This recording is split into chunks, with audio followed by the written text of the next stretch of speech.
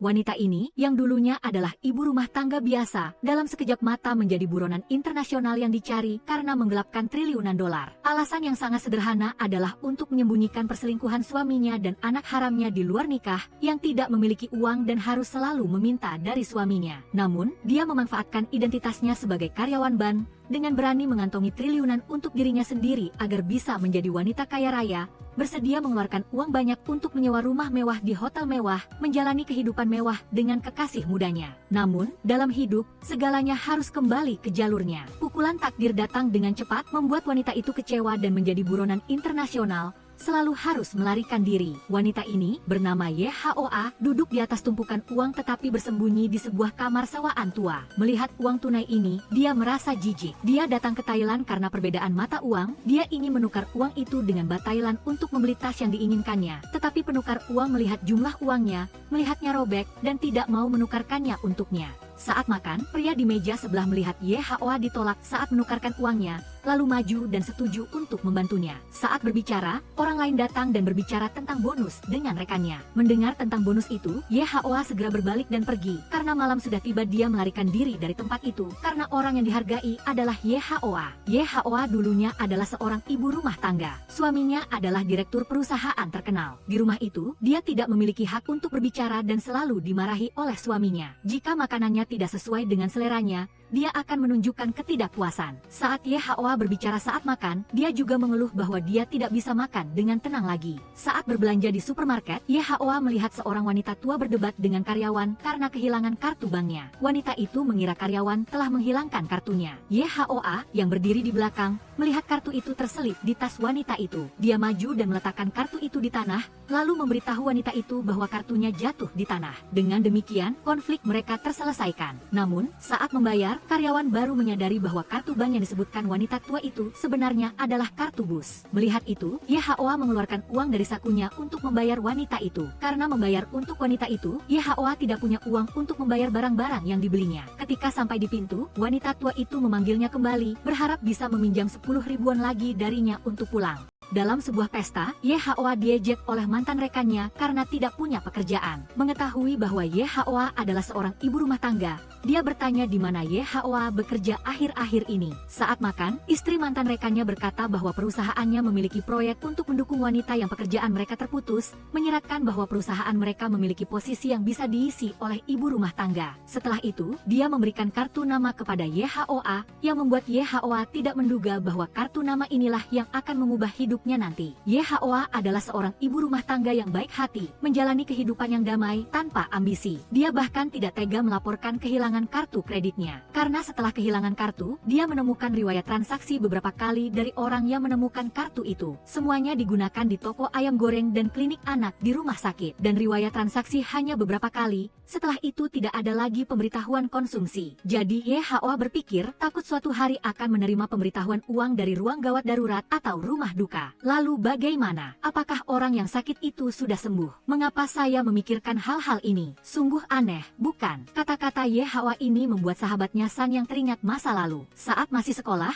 San Yang karena kesulitan keuangan memiliki niat untuk mengambil uang. Adegan ini terlihat oleh YHOA. YHOA menegur San Yang karena melakukan kesalahan dan memberinya sedikit uang saku. Di dunia ini, tidak ada orang lain yang jujur sepertimu. Malamnya, YHOA membawakan makanan untuk suaminya dan menceritakan tentang wanita tua tadi pagi. YHOA sedang meminta uangku. Dia memberikan kartunya kepada YHOA dan berkata, "Ini untukmu, ambil dan gunakanlah. Kapan-kapan, aku akan membuatkan kartu atas namamu." "Untuk apa membuat kartu atas namaku? Lagi pula, itu hanya mengambil uang dari kartumu. Kau menceritakan hal-hal ini kepada orang yang sedang makan. Bukankah hanya ingin membuat kartu? Jangan pura-pura lagi, ambillah." Kata-katanya membuat sifat baik YHOA perlahan hancur, kebaikan hatinya berangsur-angsur menghilang. Meskipun demikian, YHOA tidak terlalu banyak berpikir. Melihat sepatu yang dibelinya untuk calon anaknya, Ye Haoa pun menangis. Ternyata selama ini Ye Haoa dan suaminya belum juga memiliki anak. Untuk mendapatkan anak, Ye Haoa selalu datang ke rumah sakit untuk pemeriksaan tepat waktu. Namun, suaminya selalu beralasan sedang rapat menyuruh Ye Haoa pergi sendiri. Padahal, ia mengatakan sedang rapat tetapi sebenarnya pergi pijat dengan rekan kerja. Pemeriksaan ini biasanya selalu dilakukan oleh mereka berdua. Karena melihat Ye Haoa berkali-kali datang sendiri untuk pemeriksaan, dokter menyarankan Ye Haoa agar tidak membuang-buang waktu. Untuk apa datang ke rumah sakit sendirian? Untuk mengubah keadaannya, Ye Haoa memutuskan untuk menunggu hingga malam, lalu berbicara dengan suaminya tentang rencananya untuk mulai bekerja. Namun, ketika ia mendengar niatnya, ia berkata kepadanya, "Apakah kamu kekurangan biaya hidup? Kamu tidak kekurangan. Aku juga butuh tempat untuk bekerja setiap hari seperti kamu. Ternyata kamu merasa pekerjaan rumah sangat melelahkannya. Benar juga, kamu sudah mencapai usia di mana nafsu makanmu berkurang." Kata-katanya, seperti jerami terakhir yang mematahkan punggung unta, membuat Ye Haoa yang tidak punya ambisi tidak dapat menahannya lagi. Ye Haoa juga tidak menyangka, justru karena pemikirannya saat ini, yang nantinya akan mendorongnya ke jurang tak berdasar, karena di rumah ia lama dibenci oleh suaminya. Selama bertahun-tahun keduanya tidak bisa memiliki anak, berkali-kali ke rumah sakit untuk pemeriksaan,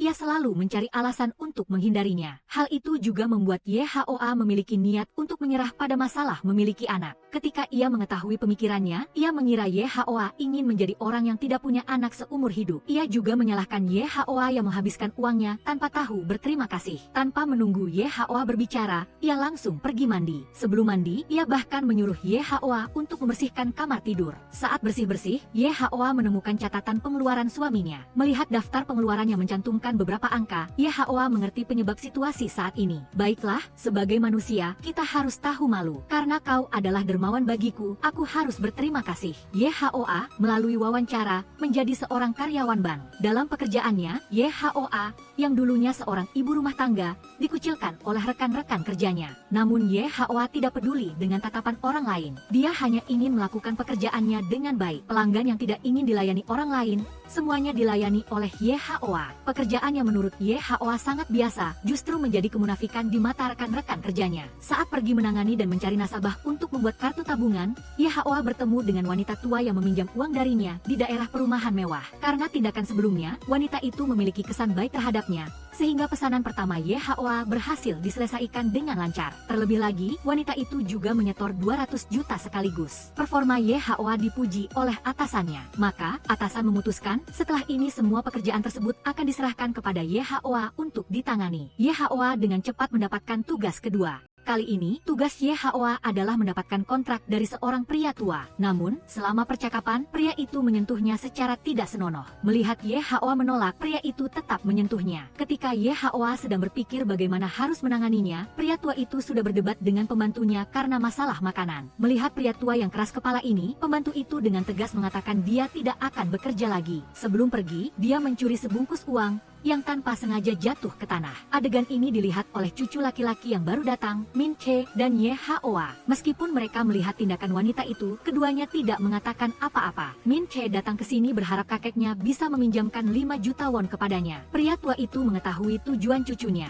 Dia menganggap Min Che adalah sampah, bahkan 5 juta won pun tidak punya. Lalu untuk memaki cucunya, dia bahkan melakukan tindakan keji. "Pergi sana, ular beracun yang keluar dari perut ibumu, membahayakan ibumu sampai mati. Miskin sekali sampai 5 juta won pun tidak punya, pengemis." Nada suaranya membuat Min Che marah dan meninggalkan tempat itu. Min Che melakukan banyak pekerjaan, siang hari dia adalah sutradara sekaligus aktor. Dalam sebuah syuting di luar ruangan, karena ada karyawan yang terluka, ia sangat membutuhkan biaya operasi. Min Che tidak punya pilihan selain menundukkan kepala meminjam uang dari kakeknya. Namun, ia tidak menyangka kakeknya tidak hanya tidak meminjamkan uang, tetapi juga menghinanya. Setelah Min Che pergi, Ye Haoa mengelap air liur pria itu. Saat itu bel pintu berbunyi, ternyata itu adalah petugas pajak. Mereka datang untuk menyelidiki kasus penghindaran pajaknya. Pria tua itu, yang sudah mengetahui identitas mereka, mengeluarkan sekantong dokumen. Dia berkata kepada Ye Haoa, jika dia mau menyimpan barang ini untuknya selama beberapa waktu, maka dia akan menyetor 300 juta ke banknya. Kondisi itu terlalu menggiurkan, Ye Haoa segera setuju. Di dalam mobil,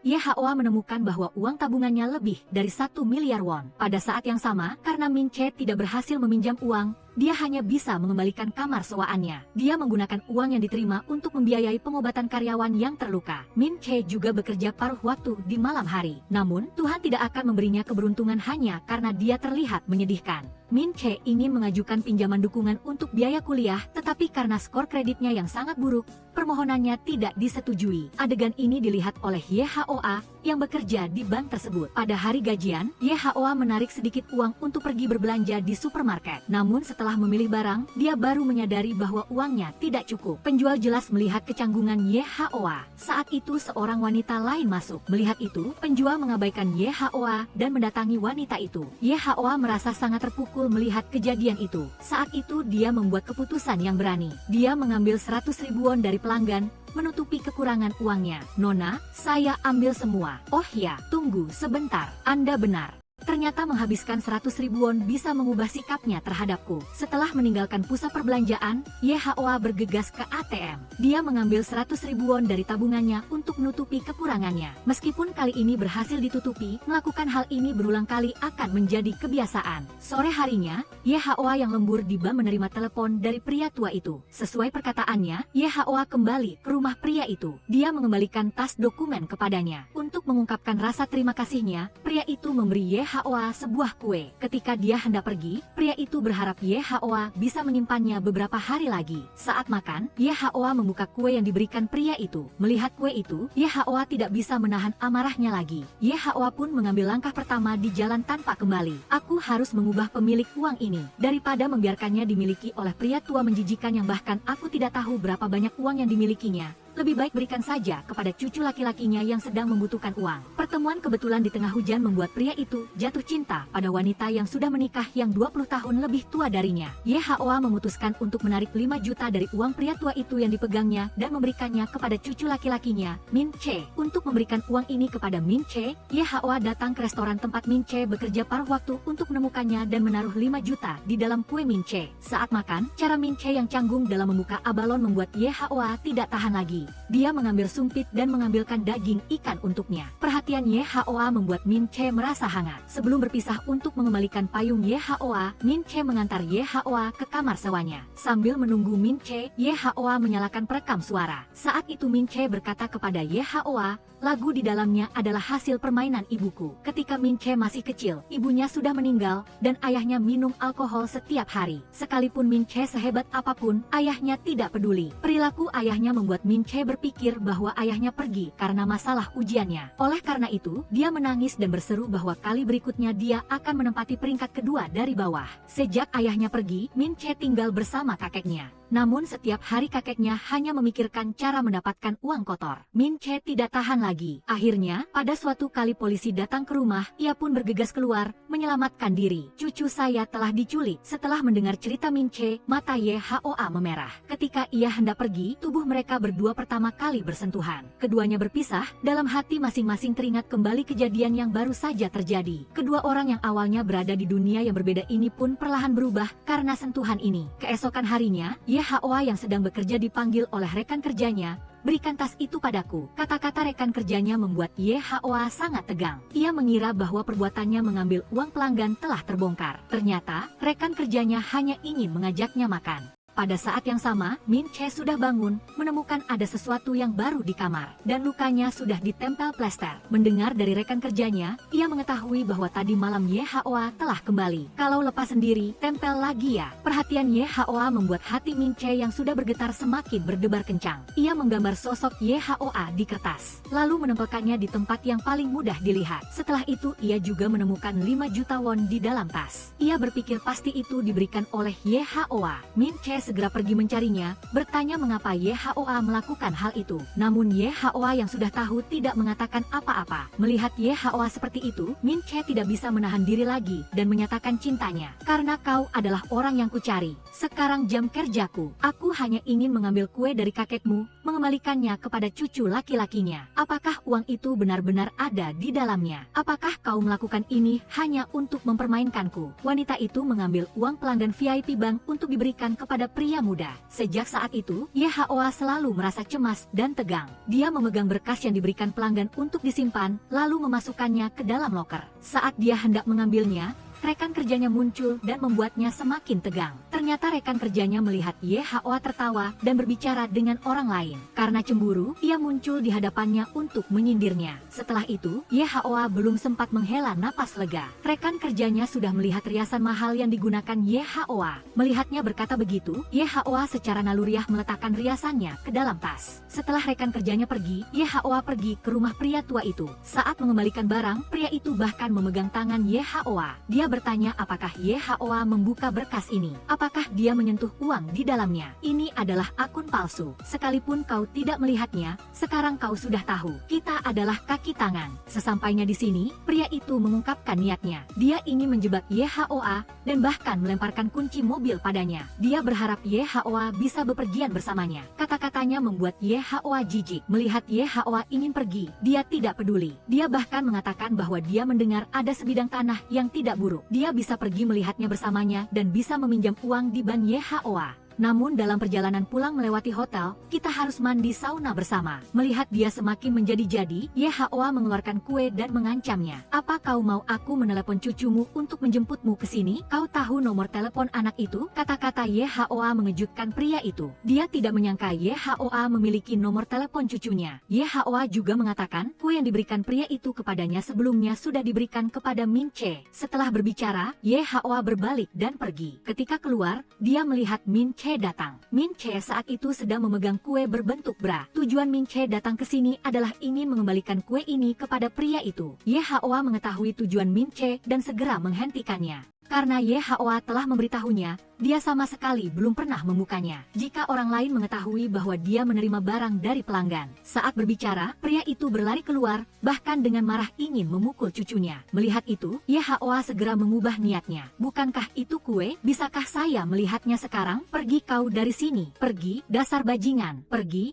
kau dari sini. Saat itu pria itu hanya bisa menyerah. Setelah meninggalkan rumahnya, Min Che berbicara terus terang kepada YHOA. Dia berharap mereka berdua tidak bertemu lagi. Dia juga akan berdoa. Tetapi jika doa tidak berguna, maka lain kali mereka berdua masih akan bertemu. Maka dia akan mengejar YHOA dengan gila-gilaan. Kata-kata Min Che membuat YHOA sangat tersentuh. Namun, dia adalah wanita bersuami. Dia tahu mereka berdua tidak mungkin. Malam itu, untuk merayakan gajinya yang pertama, YHOA mengajak suaminya ke sebuah restoran. Lalu memberinya hadiah yang sudah dia beli. Melihat itu adalah jam tangan, dia langsung berkata, "Pas sekali aku sedang butuh jam tangan yang bisa dipakai untuk bermain tenis." Tidak hanya itu, ketika dia tahu itu adalah jam tangan pasangan, dia malah berkata, YHOA akan lebih baik memakainya saat melakukan pekerjaan rumah. Kata-katanya membuat YHOA merasa hampa. Setelah mencicipi sedikit makanan di sana, dia berkata, "Restoran ini benar-benar berkualitas rendah. Bukankah dulu aku pernah mengajakmu makan makanan Prancis? Bukan makanan seperti ini, tapi makanan Prancis asli." Setiap perkataannya seperti duri yang menusuk hati YHOA. Saat pergi, hujan deras turun. YHOA sendirian naik mobil pulang. Tidak lama setelah naik mobil, hujan reda. Melihat hujan berhenti, YHOA ingin turun dari mobil dan berjalan-jalan. Namun tepat saat itu, bayangan Min Che muncul di seberang jalan. Takdir mempertemukan mereka berdua lagi. Saat menunggu lampu merah, YHOA mengabaikan lampu merah dan berjalan ke arah Min Che. Wanita itu, yang pertama kali makan siput di restoran, tidak sengaja menjatuhkannya ke tanah. Suaminya yang melihat itu menunjukkan rasa jijik. Ketika YHOA hendak memungutnya, dia malah berkata, "Apa yang mau kamu lakukan? Benar-benar tidak berpendidikan. Siapa yang menyuruhmu memungutnya?" Sejak YHOA memberikan jam tangan pasangan kepada suaminya. Meskipun dikatakan bagus, sebenarnya dia sangat tidak suka. Maka dia membeli sepasang jam tangan lain. Dia berkata kepada YHOA, "Jam tangan seperti ini barulah berkelas. Kenapa memberiku jam tangan? Bukankah kita baru saja memakai jam tangan pasangan yang baru? Karena di usia seperti ini, kamu tidak boleh terlihat terlalu miskin. Semakin tua, semakin harus terlihat mewah. Dengan begitu barulah bisa mendapatkan perlakuan yang baik." Mendengar perkataannya, YHOA tertawa. "Hei, ada apa denganmu?" Baginya, YHOA adalah seorang ibu rumah tangga yang patuh. Di rumah, dia tidak punya hak untuk berbicara. Ketika dia tahu bahwa mereka berdua sangat sulit memiliki anak, dia bahkan tidak meminta pendapat YHOA. malah memberikan barang-barang untuk calon anak mereka kepada orang lain. Kenapa kau membuang barang bayi tanpa memberitahuku? Apa yang perlu dibicarakan? Aku sudah membereskan urusan anak dengan bersih kok. Luka yang ditimbulkan membuat YHOA mengepalkan tangannya. Pada saat yang sama, ia menjadi dingin terhadap suaminya yang telah hidup bersamanya selama bertahun-tahun. Kesabarannya selama ini membuat YHOA tidak tahan lagi. Ketika suaminya hendak naik pesawat untuk perjalanan bisnis, YHOA untuk pertama kalinya mengucapkan kata-kata seperti itu. Semoga kali ini tidak ada lagi situasi pesawat berbalik. Ia saat itu tidak berharap suaminya kembali ke rumah. Bagi YHOA,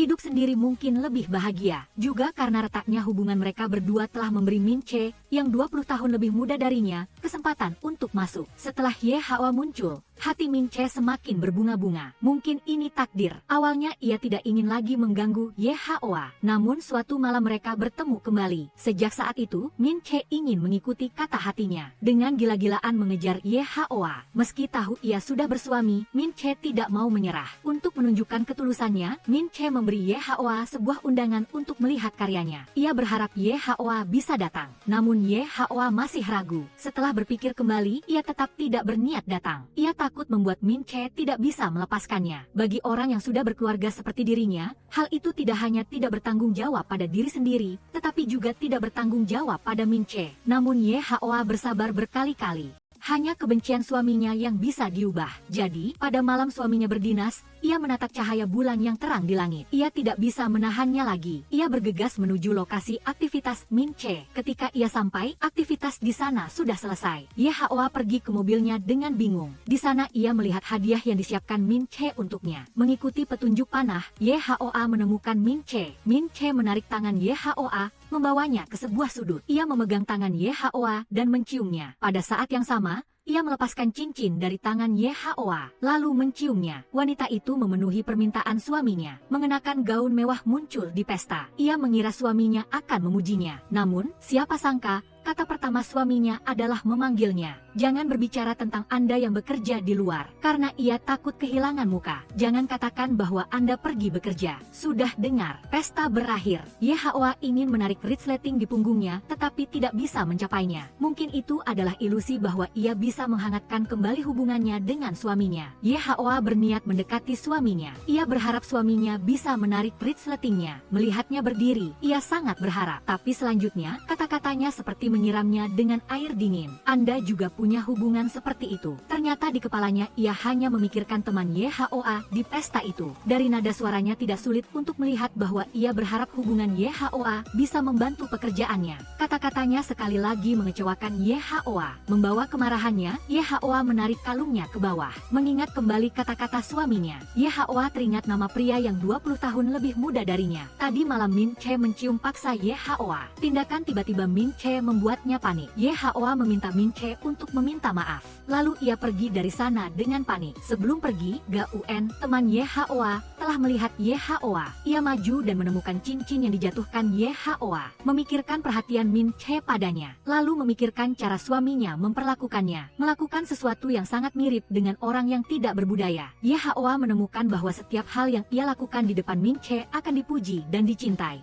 Sebaliknya, di depan suaminya, semua yang dilakukan YHOA selalu ditanggapi dengan sikap negatif. Perbedaan yang begitu besar ini membuat YHOA merasa sulit. Keesokan harinya, YHOA pergi mencari pelanggan seperti biasa. Di jalan, YHOA bertemu dengan seorang wanita tua yang tidak bisa mengendalikan kebersihannya sendiri. Ia tidak jijik, malah membawanya pulang. Ia bahkan memandikan dan mengganti pakaian wanita itu. Kebaikan YHOA membuat wanita tua itu menyukainya. Sebagai ucapan terima kasih kepada YHOA, ia mengirim 100 juta tabungannya ke bank YHOA. Tidak hanya itu, YHOA juga sering mengunjungi rumah nenek Au, yang dulunya meminjam uang darinya. Karena anak-anak nenek Au tidak tinggal bersamanya, YHOA menanggung lebih dari separuh urusan sehari-hari. Pengorbanan YHOA telah terbayar. Kedua wanita tua itu mendukung pekerjaannya. YHOA juga dipuji oleh manajer karena kinerjanya yang luar biasa. Saat manajer berbicara, YHOA menerima pesan dari Min Che. Sesuai alamat dalam pesan, YHOA dan Min Che bertemu di stasiun kereta bawah tanah. Saat pintu tertutup,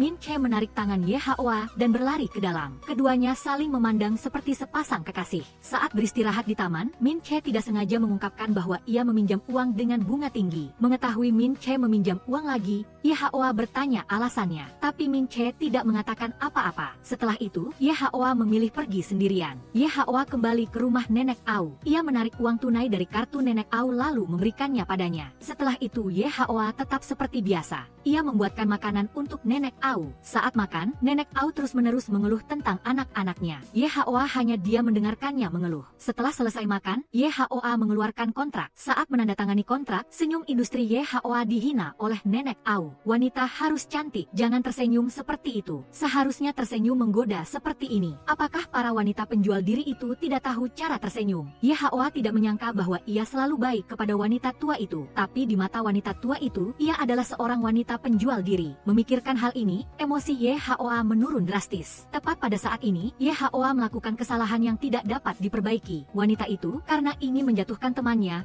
sengaja membungkus makanan di pesta untuk lawannya. Melihat sahabatnya melakukan itu, San yang terkejut. Ternyata adegan San yang membungkus makanan di restoran sebelumnya telah dikirim ke grup teman. Semua orang menertawakan hal itu. Ambil saja ini, kalau tidak, harus dibuang. Sayang sekali, San yang ingin membantah, tapi melihat teman dekatnya Ye Haoa keluar. Melihat itu, San yang hanya bisa menahan diri dan kembali ke rumah. Suami San yang menyalahkannya mengapa ia melakukan hal seperti itu. Kurangnya pengertian suaminya membuat San yang hampir menyerah. Ia mengatakan bahwa ia melakukan itu hanya untuk menghemat pengeluaran. Kalau tidak, nanti mereka meninggal juga harus meninggalkan sedikit uang untuk anak-anak mereka. Mendengar kata-kata San Yang, suaminya langsung bertanya, mengapa Zein bisa hidup sendiri? Apakah Anda tidak berniat menikahkannya? Tidak, sama sekali tidak boleh. Menurut San Yang, daripada mencari sampah dan hidup seumur hidup seperti dirinya, lebih baik melajang seumur hidup saja. Di era materialistis ini, jika pria tidak punya uang, wanita tidak bisa bahagia. Wanita yang hidup tidak bahagia tidak hanya akan dihina oleh rekan kerja, tetapi mereka juga akan merendahkan diri sendiri. San Yang terus berbicara dan emosinya semakin bersemangat. Setiap kalimat yang ia ucapkan penuh dengan ketidakpuasan terhadap suaminya. Melihat istrinya meremehkannya seperti itu, ia tidak tahan lagi. Keduanya bertengkar karena masalah uang. Tapi saat bertengkar, San Yang menangis. San Yang, apakah kamu menangis? Benar, memalukan sekali. Kali ini aku tidak bisa keluar rumah. Jangan menangis lagi. Aku salah. Aku minta maaf. Cerap, sebenarnya hanya perlu dua orang untuk berusaha bersama. Meskipun hidup sedikit lelah, asalkan saling memahami, saling memaafkan, itu juga merupakan kebahagiaan. Karena insiden San yang membungkus makanan yang dikirim ke grup, Ihua juga mengetahui hal ini. Untuk membantu sahabatnya, Ihua meminta temannya untuk menciptakan citra nyonya pecinta lingkungan bagi San Yang. Ide Ihua sangat efektif. San Yang menjadi terkenal karena video ini. Tindakan membungkus makanan itu menjadi duta perlindungan lingkungan yang dibicarakan banyak orang. Bahkan rekan kerja Ihua pun memuji tindakan San Yang. Ihua duduk di samping, mendengar rekan kerjanya memuji San Yang, ia juga menunjukkan senyum hangat. Selanjutnya, saat Ihua merawat Nenek Au mengungkapkan perasaannya yang sebenarnya tentang senyuman. Ia menganggap Ihua adalah wanita simpanan, harus belajar cara tersenyum. Kata-katanya membuat Ihua marah, ia seperti orang gila berlari kembali ke bank. Saat itu ia hanya memikirkan cara membalas dendam pada Nenek Au. Tetapi setelah berpikir ulang, Ihua tetap tidak bisa mengambil keputusan. Malam harinya Ihua datang ke pintu rumah Nenek Au. Saat sedang berdiri di depan pintu, Ihua bertemu dengan orang tua mesum yang dulu. Mendengar perkataannya, ia mengetahui bahwa ternyata yang meminjamkan uang dengan bunga tinggi kepada Min Chei adalah paman kandung Min Chei. Justru karena ia tidak bisa mendapatkan Ihua dan tidak menyukai keponakannya, ia menyuruh bawahannya untuk meminjamkan uang kepada Min Chei. Untuk merangsang Ihua, ia menaikkan biaya prosedur pinjaman riba hingga 40%. Cucuku benar-benar sangat menderita. Lalu kenapa? Apa kau kira aku tidak bisa mendapatkan uang? Saat meminjamkan harus yakin baru meminjamkan. Harus percaya diri bisa mendapatkan kembali baru meminjamkan. Anak itu masih punya tangan dan kaki lengkap, matanya juga cerah, di mana saja pasti ada yang membeli. Kata-katanya membuat pandangan Ihua terguncang. Kembali ke rumah, Ihua sedang memikirkan masalah Min Chei. Saat itu suami Ihua bertanya di mana cincin di tangannya. Ihua setelah mendengarnya beralasan bahwa ia baru pertama kali memakainya sehingga tidak memakainya. Kemudian ia mencoba membuka tas Ihua, membuat Ihua terkejut. Ia melihat kunci agak ketat, sendirian kembali ke kamar tidur. Ihua teringat lagi kata-kata orang tua itu. Memikirkan penampilan Min Chei, Ihua telah mengambil keputusan. Keesokan harinya Ihua bertemu dengan Min Chei. Ia memberikan uang Nenek Au padanya. Tapi Min Chei tidak menerimanya karena ia belum bisa membayar utangnya. Kakek Min Chei telah mengutus orang menghancurkan bar tempat Min Chei bekerja dan memperingatkan ia untuk segera membayar uang. Keesokan harinya Ihua kembali menemui Min Chei. Ia berharap bisa menggunakan uang ini untuk berinvestasi. Dengan begitu Min Chei tidak akan bisa menolak. Tidak hanya itu, itu, Ihua juga memesan kamar hotel untuk Min Chae dalam jangka panjang. Saat Min Chae sedang mandi, Ihua meletakkan uang di pakaiannya. Namun saat itu Yihua menerima telepon dari direktur. "Halo, manajer Na, Anda di mana sekarang? Cepat datang ke bank," menyadari ada sesuatu yang tidak beres. Yihua bergegas kembali ke bank, ia ketahuan. "Ada apa ini?" "Oh, sudah tiba." Wanita yang bersembunyi di hotel dengan pria muda dan menyalahgunakan jabatannya, mengambil uang pelanggan untuk dihabiskan bersama pria muda. Yihua tenggelam dalam hal itu. Suatu hari, ia menerima telepon dari manajer yang memintanya untuk segera kembali. Mendengar nada bicara lawan bicaranya tidak baik, Yihua merasa cemas. Ia sangat takut rahasia ia mengambil uang akan terbongkar. Ketika ia kembali ke bank, ia melihat tukang kunci sedang membuka laci mejanya. Melihat itu, ia berpikir ia tamat. Namun kemudian ia melihat Nenek Au. Ternyata karena Yihua tidak datang ke rumah, Nenek Au datang ke bank untuk menemui Yihua. Ia juga mengatakan Yihua ingin meminjam 200 juta darinya. Karyawan bank meminjam uang dari nasabah. Jika hal ini terjadi, akan sangat mempengaruhi bank. Oleh karena itu, nada suara manajer bank menjadi sangat kesal. Mendengar Nenek Au mengatakan ia meminjam uang, Yihua pun membenarkan. Namun saat itu Nenek Au berkata, "Saya tidak setuju meminjamkan kepada Anda, melainkan ingin memberikannya kepada Anda." Tadi ia mengatakan Yihua ingin ia membawa uang ke rumahnya, tetapi tidak tahu nomor teleponnya. Ia juga mengatakan ia kehilangan alamat yang diberikan Yihua kepadanya. "Katakan padaku alamat Yihua barusan. Lebih lagi, bukan 200 juta won, melainkan 20 juta won. Biarkan saja, ia datang itu sudah cukup karena saya menyukainya. Saya paling menyukainya, uang ini saya berikan untuk menyemangatinya." Baru pada saat ini kedua orang itu mengerti. Ini hanya rencana yang dipikirkan Nenek Au untuk bertemu Yihua. Nenek Au pergi dan manajer meminta maaf kepada Yihua. Ia juga menjelaskan alasan membuka paksa kunci. Karena tempat terakhir stempel bank digunakan adalah di tempat duduk Yihua. Saat itu tidak ditemukan stempel. Manajer bank baru memanggil tukang kunci, melakukan pembukaan paksa. Setelah mendengar perkataan manajer, Yihua menarik napas, lalu meninggalkan bank. Ketika Yihua menunggu lampu merah, ia merasakan kembali kegembiraan yang dibawa Min Chae kepadanya, sesuatu yang tidak pernah diberikan suaminya. Yihua tidak bisa menahan kegelisahan di hatinya. Ia bergegas kembali ke hotel mencari Min Chae. "Aku butuh kamu untuk memelukku." Hubungan yang semakin intim itu juga mendorong Min Chae untuk menyatakan perasaannya kepada Yihua. Saat ini Yihua bisa merasakan kegembiraan seperti itu. Mendengarkan kata-kata manisnya, Yihua benar-benar tenggelam. Sebelum pergi, melihat pria yang tertidur pulas di tempat tidur, Yihua membuat keputusan. "Aku ingin menyesuaikan batas kartu kredit." Ia berharap bisa memberikan Min Chae lebih banyak materi.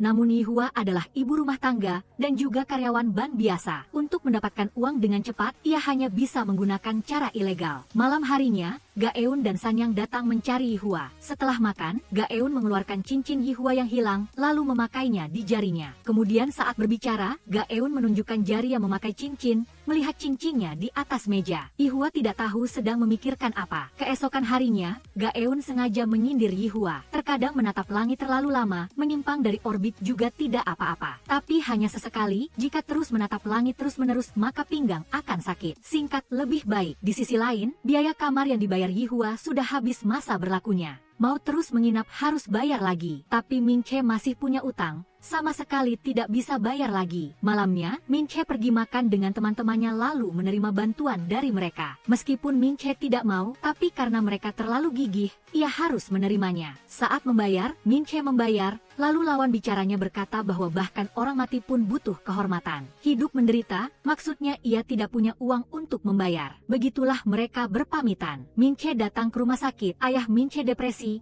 hanya bisa hidup di rumah sakit. Saat makan, ayah Min Chae beralasan ingin makan mie dan mengusir Min Chae pergi. Ketika Min Chae kembali, ayahnya sudah pingsan karena keracunan alkohol. Hanya 1 botol, ia terlalu banyak ditekan. Apakah sikap Min Chae akan berubah? Tidak lama kemudian Min Chae menelepon Yihua. Setelah mengungkapkan kerinduannya, Yihua juga dibutakan oleh cinta. Ia tidak peduli dengan suaminya di rumah, berniat pergi berlibur bersamanya. "Mau pergi berlibur bersamaku?" Yihua terlalu sering menghabiskan uang, jumlah uang yang ia curi perlahan tidak bisa disembunyikan lagi. Karyawati secara tidak sengaja mengetahui titik buta kamera di bank. Saat mencetak formulir transfer tabungan lagi, alarm bank berbunyi. Di tengah kekacauan, ia buru-buru mengambil formulir tabungan, berlari ke depan mesin cetak. Ia ingin mencetak beberapa lembar formulir yang sama, tetapi saat ia dalam ketegangan yang ekstrim, terjadi insiden tak terduga. Sebelumnya, Serangan Minche membuat Yehoa tenggelam dalam perasaan. Ia mengabaikan segalanya dan membawa Minche menghabiskan uang untuk segala macam barang mahal. Kehidupan seperti itu membuat Yehoa semakin tidak bisa berhenti. Sementara Minche mungkin karena hati nuraninya,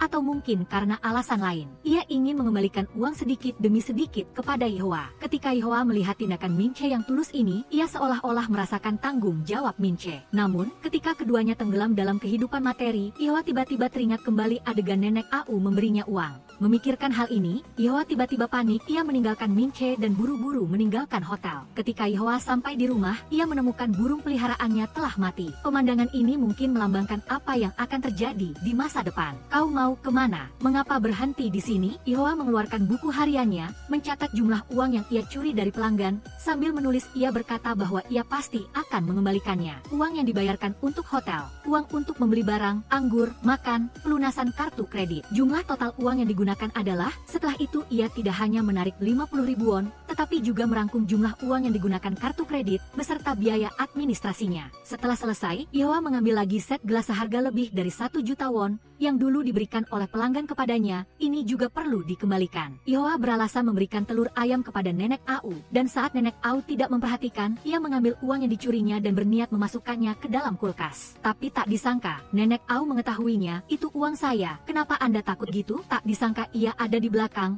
Saya tidak salah ambil. Meskipun nenek Au mengatakan ia tidak salah ambil, Yehoa tahu nenek Au sama sekali tidak ingat, ia hanya menganggap uang ini miliknya saja, lalu memasukkannya ke dalam. Setelah membayar lunas jumlah ini, Yehoa mencoret baris ini, tetapi ketika ia ingin menulis jumlah uang yang Minche berutang padanya, ia memiliki pemikiran seperti ini, bukan jumlah yang digunakan, uang ini bukan dipinjamkan, itu adalah uang yang seharusnya ia miliki. Ketika Yehoa mengira semuanya berjalan lancar, terjadi insiden di bank karena kinerja Yehoa yang luar biasa, atasannya baru menyetujui cuti Yehoa. Tetapi persetujuan cuti belum tentu hal yang baik karena waktu kerja Yehoa terlalu singkat dan prestasinya terlalu bagus. Ketidaknormalan ini menyebabkan staf bank melakukan pengawasan terhadap Yehoa. Ketika manajer bank berbicara dengan rekan kerja yang duduk di sebelah Yehoa, ia secara tidak sengaja melihat jam tangan di tangan Minche, karena ia pernah melihat Yehoa juga memakai jam tangan yang sama. Ketika cuti berakhir, Yehoa melakukan seperti biasa. Ia menemukan lemari miliknya telah diganti dengan yang baru. Melihat ekspresi Yehoa yang aneh, manajer menjelaskan bahwa lemarinya rusak, jadi diganti dengan yang mirip dengannya. Kemudian manajer bertanya apakah Yehoa punya adik laki-laki. Yehoa mengatakan ia hanya punya satu adik laki-laki di luar negeri. Lalu jika ia kembali ke Korea, apakah ia akan menginap di hotel? Benar, jika ia kembali maka ia akan menginap di hotel. Melihat punggung Yehoa yang pergi, tidak tahu apakah manajer memikirkan sesuatu, karena terlalu banyak menghabiskan uang. Jumlah uang di tangan Yehoa tidak cukup, maka ia mengincar pria tua hidung belang itu. Tidak tahu bagaimana Yehoa membuat pria itu setuju untuk menyimpan 80 juta. Setelah pria itu menandatangani, Yehoa mengambil selembar kontrak yang mirip cetakan di dalam mobil dan menuliskan 50 juta di atasnya. Ia menyerahkan kontrak 50 juta kepada direktur, sedangkan 30 juta sisanya masuk ke kantong Yehoa. Selanjutnya ketika Yehoa membuka lemarinya, manajer kembali berkata, sangat tidak aman, ada apa? Tidak ada apa-apa, sisi kanan meja kerja saya adalah titik mati, apapun yang dilakukan tidak akan terekam. Mendengar perkataan manajer, Yehoa tahu ada titik buta kamera, lalu sebuah ide berani muncul, alarm peringatan berbunyi. Melihat manajer pergi, Yehoa mengambil formulir tabungan, berlari ke depan mesin cetak. Saat Yehoa hendak mencetak, bank tiba-tiba mati listrik. Karena mati listrik, formulir tabungan juga macet di dalamnya tidak bisa dikeluarkan. Apa yang harus Yehoa lakukan? Karyawati itu mengambil uang tabungan pelanggan dan menyimpannya di brankas, lalu menarik sedikit uang dari dalamnya. Setelah masuk ke toilet, ia memasukkannya ke dalam kantong plastik yang sudah disiapkan sebelumnya, membuangnya ke tempat sampah, menyiram toilet pura-pura buang air kecil lalu masuk ke lobi bank.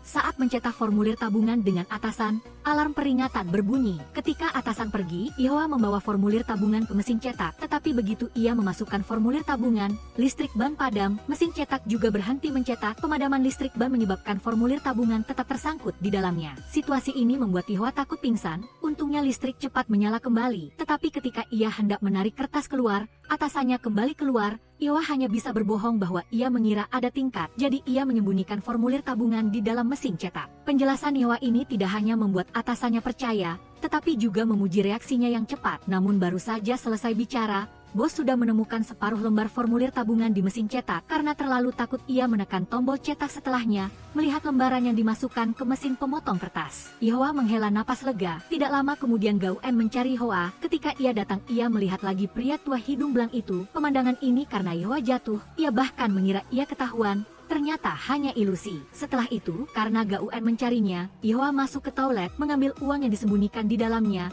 lalu bersama Gao En meninggalkan bank. Tidak lama setelah Gao En pergi, Ihoa yang hendak keluar untuk bekerja kembali menerima pemberitahuan pemeriksaan mendadak. Beberapa orang datang di depan brankas, karena ini adalah pertama kalinya Ihoa mengalami hal seperti ini. Ditambah lagi, ia akan keluar untuk bekerja. Atasan memprioritaskan pemeriksaan tas Ihoa. Setelah diperiksa sebentar, tidak ditemukan benda mencurigakan. Kemudian atasan memeriksa tas rekan kerja Ruri dan menemukan 2 juta won di tasnya. 2 juta won ini apakah Anda beli atau Anda terima? Apa ini? Ini bukan milik saya. Terima kasih, saya kira saya kehilangan ini. Ternyata uang itu adalah dana yang Ihoa sumbangkan ke organisasi amal sebelumnya. Kebetulan terlihat oleh Ruri. Ketika melihat orang yang menyumbang adalah Ihoa, ia diam-diam mengambil uang itu. Awalnya Ruri berniat menggunakan uang itu untuk membeli sepatu. Tapi tak disangka, tidak hanya ketahuan oleh atasan, Ihoa juga mengetahui bahwa ia mencuri uang. Keluarga Ruri tidak terlalu kaya, membeli barang pun harus mencicil. Jadi setelah Ihoa melihat perbuatan Ruri, ia tidak mengatakan apa-apa. Setelah itu Ihoa dan atasannya pergi ke ruang penyimpanan stempel. Melihat stempel di tangan atasannya, Ihoa memiliki niat buruk. Pada saat yang sama, ketika Gao En turun dari mobil, dia menemukan slip tabungan yang tercetak di kursi belakang. Dia pikir itu adalah barang yang ditinggalkan Ihoa, sehingga dia tidak memperhatikannya. Ihoa duduk kembali di dalam mobil, dia mengambil slip itu untuk mengamatinya. Membandingkannya dengan slip asli, Ihoa menemukan bahwa slip yang dicetak, baik dari warna maupun sentuhan tangan,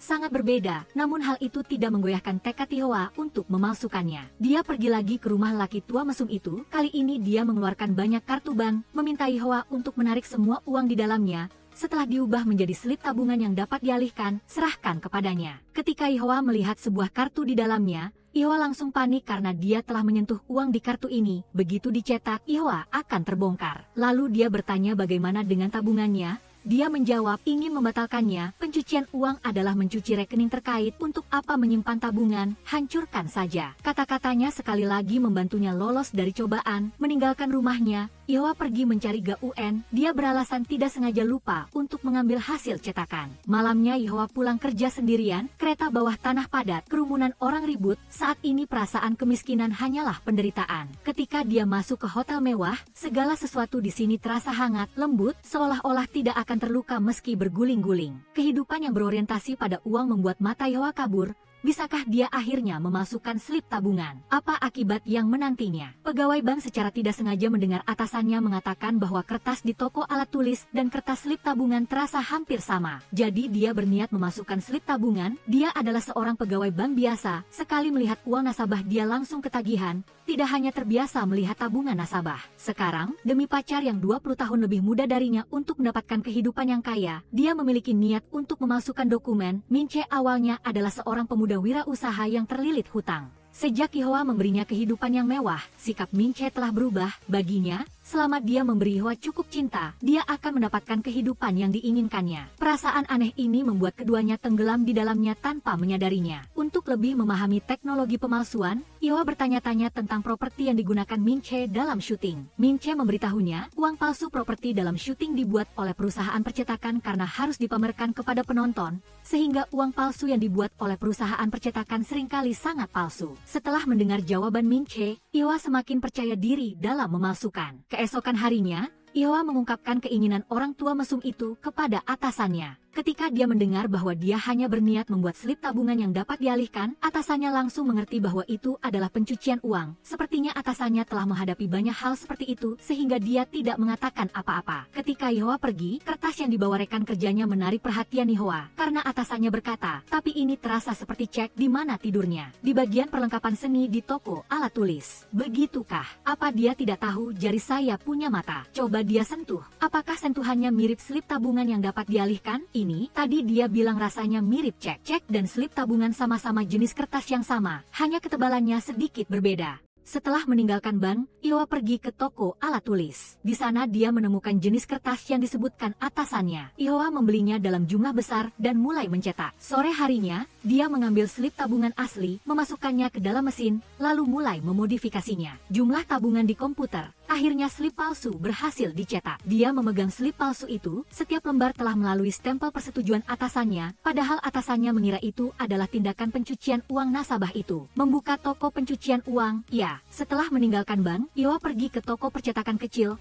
Saya ingin bentuk huruf dan warnanya sama persis dengan ini. Melakukan ini bukan masalah, dan segel serta stempel juga sepadan. Saya tidak tahu apakah ada jenis kertas ini. Harus semirip mungkin, bisakah itu benar? Saya ingin bisa melakukannya persis seperti itu. Apakah itu butuh waktu lama? Beberapa jam kemudian Iowa kembali, ketika dia melihat stempel itu tercetak persis seperti aslinya. Iowa sangat gembira sampai hampir melompat. Namun setelah itu, bos melakukan ini. Ini milikmu, kukira akan sangat lama. Untungnya, itu belum selesai. Properti syuting juga harus mengikuti aturan. Jika tidak akan ada masalah, meskipun sudah ditempel tulisan properti syuting, hal ini tidak menyulitkan Iowa. Dia menggunakan lem untuk merekatkannya. Saat ini, setiap lembar slip tabungan palsu yang 99% mirip telah berhasil dibuat, dan insiden yang sebenarnya juga mulai menimpa Iowa sejak saat ini. Seorang karyawan bergaji ingin hidup dalam kemewahan. Dia menabung uang dan mencuri uang. Ketika ada pemeriksaan mendadak, dia menggunakan alasan seperti ini untuk lolos dari hukuman. Tunjukkan padaku tas pembalut. Maaf ya. Tidak hanya dia, Iowa, demi mempertahankan cintanya dan pemuda itu, telah membuat buku tabungan palsu. Kehidupan mewah membuat pemuda itu terpikat. Ketika meninggalkan toko, dia bahkan mengatakan ini kepada Iowa. Tidak disangka hidupku bisa semanis mimpi begini. Ketika membayar tagihan hotel, melihat tagihan, Iowa tertegun. Tagihan menunjukkan setiap sarapan dan makan malam adalah ikan dan daging yang mewah. Ketika Minche tahu itu sangat mahal, dia masih berani berkata, "Di hotel, saya kira semuanya gratis." Anggap saja dia tidak tahu pengeluaran itu sangat mahal. Tapi ketika keluar, Minche secara naluriah memilih naik mobil pribadi, bukan taksi. Pemandangan ini membuat Iowa terdiam lagi. Namun Iowa dibutakan oleh cinta, tidak berpikir banyak. Setelah itu Minche pergi ke perusahaan film, ingin menjual skenarionya. Tapi pihak lain hanya menawarkan 5 juta won dan adegan Minche menjual skenario kebetulan terlihat oleh seorang wanita. Saat makan, Minche sudah terbiasa dengan makanan mewah. Sesekali datang ke warung kecil, melihat makanan di meja, lalu teringat makanan sebelumnya. Minche tidak ingin makan lagi. Ketika temannya mengundangnya menginap di rumahnya, Minche masih sedikit jijik. Tapi karena keramahan temannya, Minche tetap tidak menolak. Malam hari, Minche menerima telepon dari gadis tadi pagi. Gadis itu bernama Yunso, teman Minche. Setelah bertanya-tanya, ternyata Minche ingin syuting film. Karena suatu alasan, Yunso memutuskan untuk berakting di film yang disutradarai Minche tanpa bayaran. Mendengar kabar ini, Minche duduk. Dia berbagi cerita ini dengan temannya. Setelah itu Minche pergi ke depan rumah kakeknya, tidak tahu apakah karena kebetulan atau hal lain. Kebetulan Iowa juga muncul di sana. Ketika Minche menerobos masuk, Iowa segera menghentikannya. Setelah beberapa pertanyaan, Minche mengatakan tujuannya datang ke Iowa. Pertama, Minche berpura-pura kasihan, menceritakan betapa tak berdayanya dia sampai harus datang ke sini. Kemudian berbicara tentang dirinya yang membutuhkan uang. Ketika Iowa bertanya berapa banyak uang yang dibutuhkan, Minche menjawab 200 juta won. Tidak, 100 juta mungkin cukup. Jumlah uang ini terlalu besar bagi Iowa. Namun memikirkan cintanya, Iowa tetap harus mencari cara untuk mendapatkan uang baginya. Setelah ragu-ragu cukup lama, Iowa menekan bel pintu rumah pamannya. Saat pintu terbuka, dia menyadari atasannya sudah tiba di sana lebih dulu. Atasannya datang ke sana untuk memperkenalkan produk bank lainnya. Meskipun di permukaan dia mengatakan demikian kepada Iowa, tetapi siapa yang tahu tujuan di baliknya? Saya meletakkan formulir transfer di ruang tamu. Dia harus menemukan formulir transfer. Jika tidak, tindakannya mengambil uang akan terungkap. Saya ke kamar mandi sebentar. Ketika dia keluar, Iowa mengeluarkan slip tabungan. Setelah itu Iowa kembali melakukan prosedur tabungan untuknya. Namun, saat Iowa pergi, terjadi sesuatu. Stempel palsu yang dibuat Iowa terjatuh. Apa ini? Apa ini? Saya lupa ponsel saya di sini. Ada apa? Wanita itu memegang slip tabungan palsu dan menyerahkannya kepada pelanggan. Tapi sesaat kemudian, segel pada slip itu jatuh. Dia melihat tulisan property shooting. Jadi, dia bertanya pada Iowa. Ketika Iowa melihat segel palsu yang dibuatnya terjatuh, wajahnya memucat ketakutan. Kebetulan atasannya lupa ponselnya sehingga dia kembali. Dia mengira pria itu ingin menyentuh Iowa. Jadi dia maju dan mendorongnya ke belakang. Saat itu segel di tangannya juga jatuh ke bawah lemari. Karena sebelumnya dia sudah minum-minum dengan atasannya. Dua orang itu pura-pura kejadian ini tidak pernah terjadi. Melihat atasannya kembali, dia beralasan belum puas minum. Dia mengajak atasannya ke tempat lain untuk minum. Ketika atasan dan dia tiba di restoran, Nyonya Au mengendarai mobil mainan melaju kencang, dalam sekejap menabrak mereka berdua. Karena itu, keduanya harus masuk rumah sakit. Di rumah sakit, Min Che mengunjungi kakeknya. Tapi dia berdiri di depan Ihwa dan mengucapkan kata-kata seperti ini. Katanya kalau disuntik udara ke tubuh bisa mati. Saya ingat adegan film yang pernah saya tonton. Saya hanya bercanda. Meskipun Min Che hanya mengatakan itu bercanda, tapi apa yang sebenarnya dia pikirkan hanya dia sendiri yang tahu. Setelah meninggalkan kamar pasien laki tua itu, Ihwa pergi ke kamar pasien Nyonya Au. Saat ini, putri Nyonya Au datang. Mendengar perkataan wanita itu, dia tahu Nyonya Au dulunya menjalankan klub malam. Uang yang berbau amis ini terlalu menjijikkan baginya. Jadi putrinya tidak berniat merawat Nyonya Au. Dia datang ke sini hanya karena kemanusiaan sehingga dia datang berkunjung. Dia juga mengatakan kepada Ihwa bahwa dia akan segera meninggalkan Korea Selatan. Lain kali, bahkan jika Nyonya Au meninggal, tidak akan ada yang mengantarnya. Setelah wanita itu pergi, Ihwa pergi ke samping tempat tidur. Pada saat ini, Nyonya Au tiba-tiba menganggap Ihwa sebagai putrinya. Ihwa melihat penampilan Nyonya Au seperti itu, matanya memerah. Meninggalkan rumah sakit, Ihwa bertemu Min Che yang sedang menunggunya. Seperti biasa, Min Che menyerang Ihwa dengan kata-kata manis. Dia mengatakan meskipun tempat tinggalnya sekarang sedikit tua, tetapi sangat menyenangkan. Dia juga berjanji bahwa jika dia mendapatkan uang nanti, dia pasti akan mengembalikannya kepada Ihwa. Kata-kata Min Che sedikit menghibur hati Ihwa. Karena kata-kata ini juga, Ihwa tidak segan-segan melakukan apapun untuk Min Che. Ihwa mempertaruhkan segalanya demi Min Che. Sementara itu, Sanyang, sahabat Ihwa, memiliki perbedaan yang sangat besar dengannya. Sanyang sering memungut pakaian bekas orang lain untuk dikenakan putrinya. Dia juga sering meminjam kamar Gaun untuk mencoba pakaian. Ketika suami Sanyang melihat istrinya tidak hanya memungut sampah tetapi juga meminjam pakaian, dia tidak bisa menahan diri lagi. Dia mengira Sanyang karena kesombongan, meskipun membayar sewa rumah yang mahal, dia tetap harus pindah dan menyewa di kawasan kaya. Biasanya, mereka tidak hanya mampu membeli rumah tetapi juga memiliki kehidupan yang nyaman. Kata-katanya membuat Sanyang tidak setuju. Dia berpikir bahwa pindah ke sini tidak hanya agar putrinya bisa sekolah yang lebih baik tetapi juga memudahkan dia untuk pergi bekerja. Asalkan kamu tidak keras kepala, kita sudah bisa menggunakan uang sewa yang harus dibayar setiap tahun untuk tinggal di rumah yang lebih besar dan milik kita sendiri. Rumah bisa dibeli, tapi budaya tidak bisa dibeli. Suasana daerah hanya bisa dipelajari di daerah itu. Jangan memutarbalikkan fakta. Maksudku, pakailah apa adanya, mengerti? Jangan seperti pengemis begitu. Harus akting pengemis dong. Bukankah kamu bilang pakai seadanya? Di daerah ini kamu yang paling miskin. Kalau mengeluh aku dapat sedikit, keluarlah cari uang. Kedua belah pihak tidak saling memahami sehingga mereka sekali lagi bubar dalam pertengkaran. Setelah bertengkar dengan Sanyang, suami Sanyang bertemu dengan suami Ihwa di hotel. Ternyata dia seharusnya kembali bulan depan. Hasilnya kemarin dia sudah kembali lebih dulu. Selain itu, Ihwa bahkan tidak tahu suaminya kembali lebih dulu. Ketika dua orang itu berbicara, dia melihat Min Che. Meskipun dia tidak mengenal Min Che, dia mendengar perkataan seperti ini. Aku sudah memesan kue lamaran. Namanya Ihwa.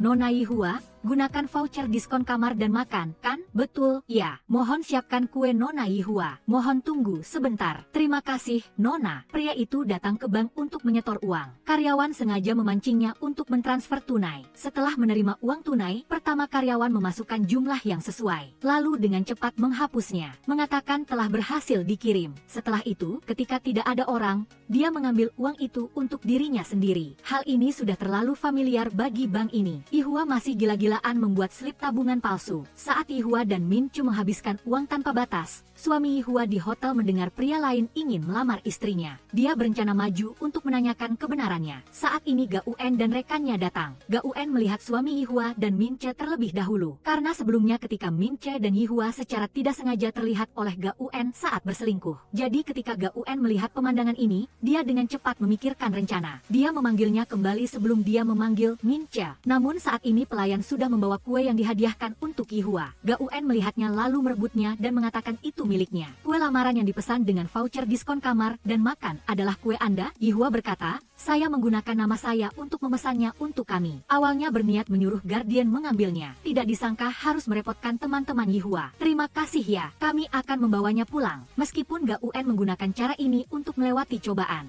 Namun, melihat punggung Min Chow, suami Ihwa masih tidak habis curiga. Dia bertanya pada Gaun kamar mana mana yang dipesannya. Bertanya seperti itu untuk memeriksa apakah Gaun berbohong. Gaun belum sempat berbicara. Rekan kerja di sampingnya sudah berbicara lebih dulu. Mereka memesan kamar mewah. Mendengar jawaban ini, dia tidak mengatakan apa-apa lagi. Pada saat yang sama, atasan melihat Yihua belum datang bekerja. Setelah bertanya-tanya, baru diketahui Yihua kembali meminta cuti. Pekerjaan diserahkan kepada Ruri. Ketika diketahui bahwa Ruri yang mengambil alih pekerjaan, atasan itu diam saja. Sementara Ruri memanfaatkan kesempatan ini untuk mengambil uang dari banyak pelanggan. Dengan cara memasukkannya ke dalam sakunya, suami Yihua pulang dan menemukan istrinya tertidur lelap. Ketika dia ingin beristirahat bersama, dia menemukan rumah itu telah berubah. Setelah Yihua bangun, dia baru menyadari suaminya tidur di ruang kerja. Ketika dia sedang tidur, Yihua menyembunyikan beberapa barang. Lalu seperti biasa, merawat suaminya seperti ibu rumah tangga. Dia juga memberinya dasi mahal. Melihat Yihua begitu murah hati, dia bertanya dari mana dia mendapatkan uang. Yihua mengatakan dia mendapatkan uang tunjangan. Setelah itu dia kembali seperti sebelumnya,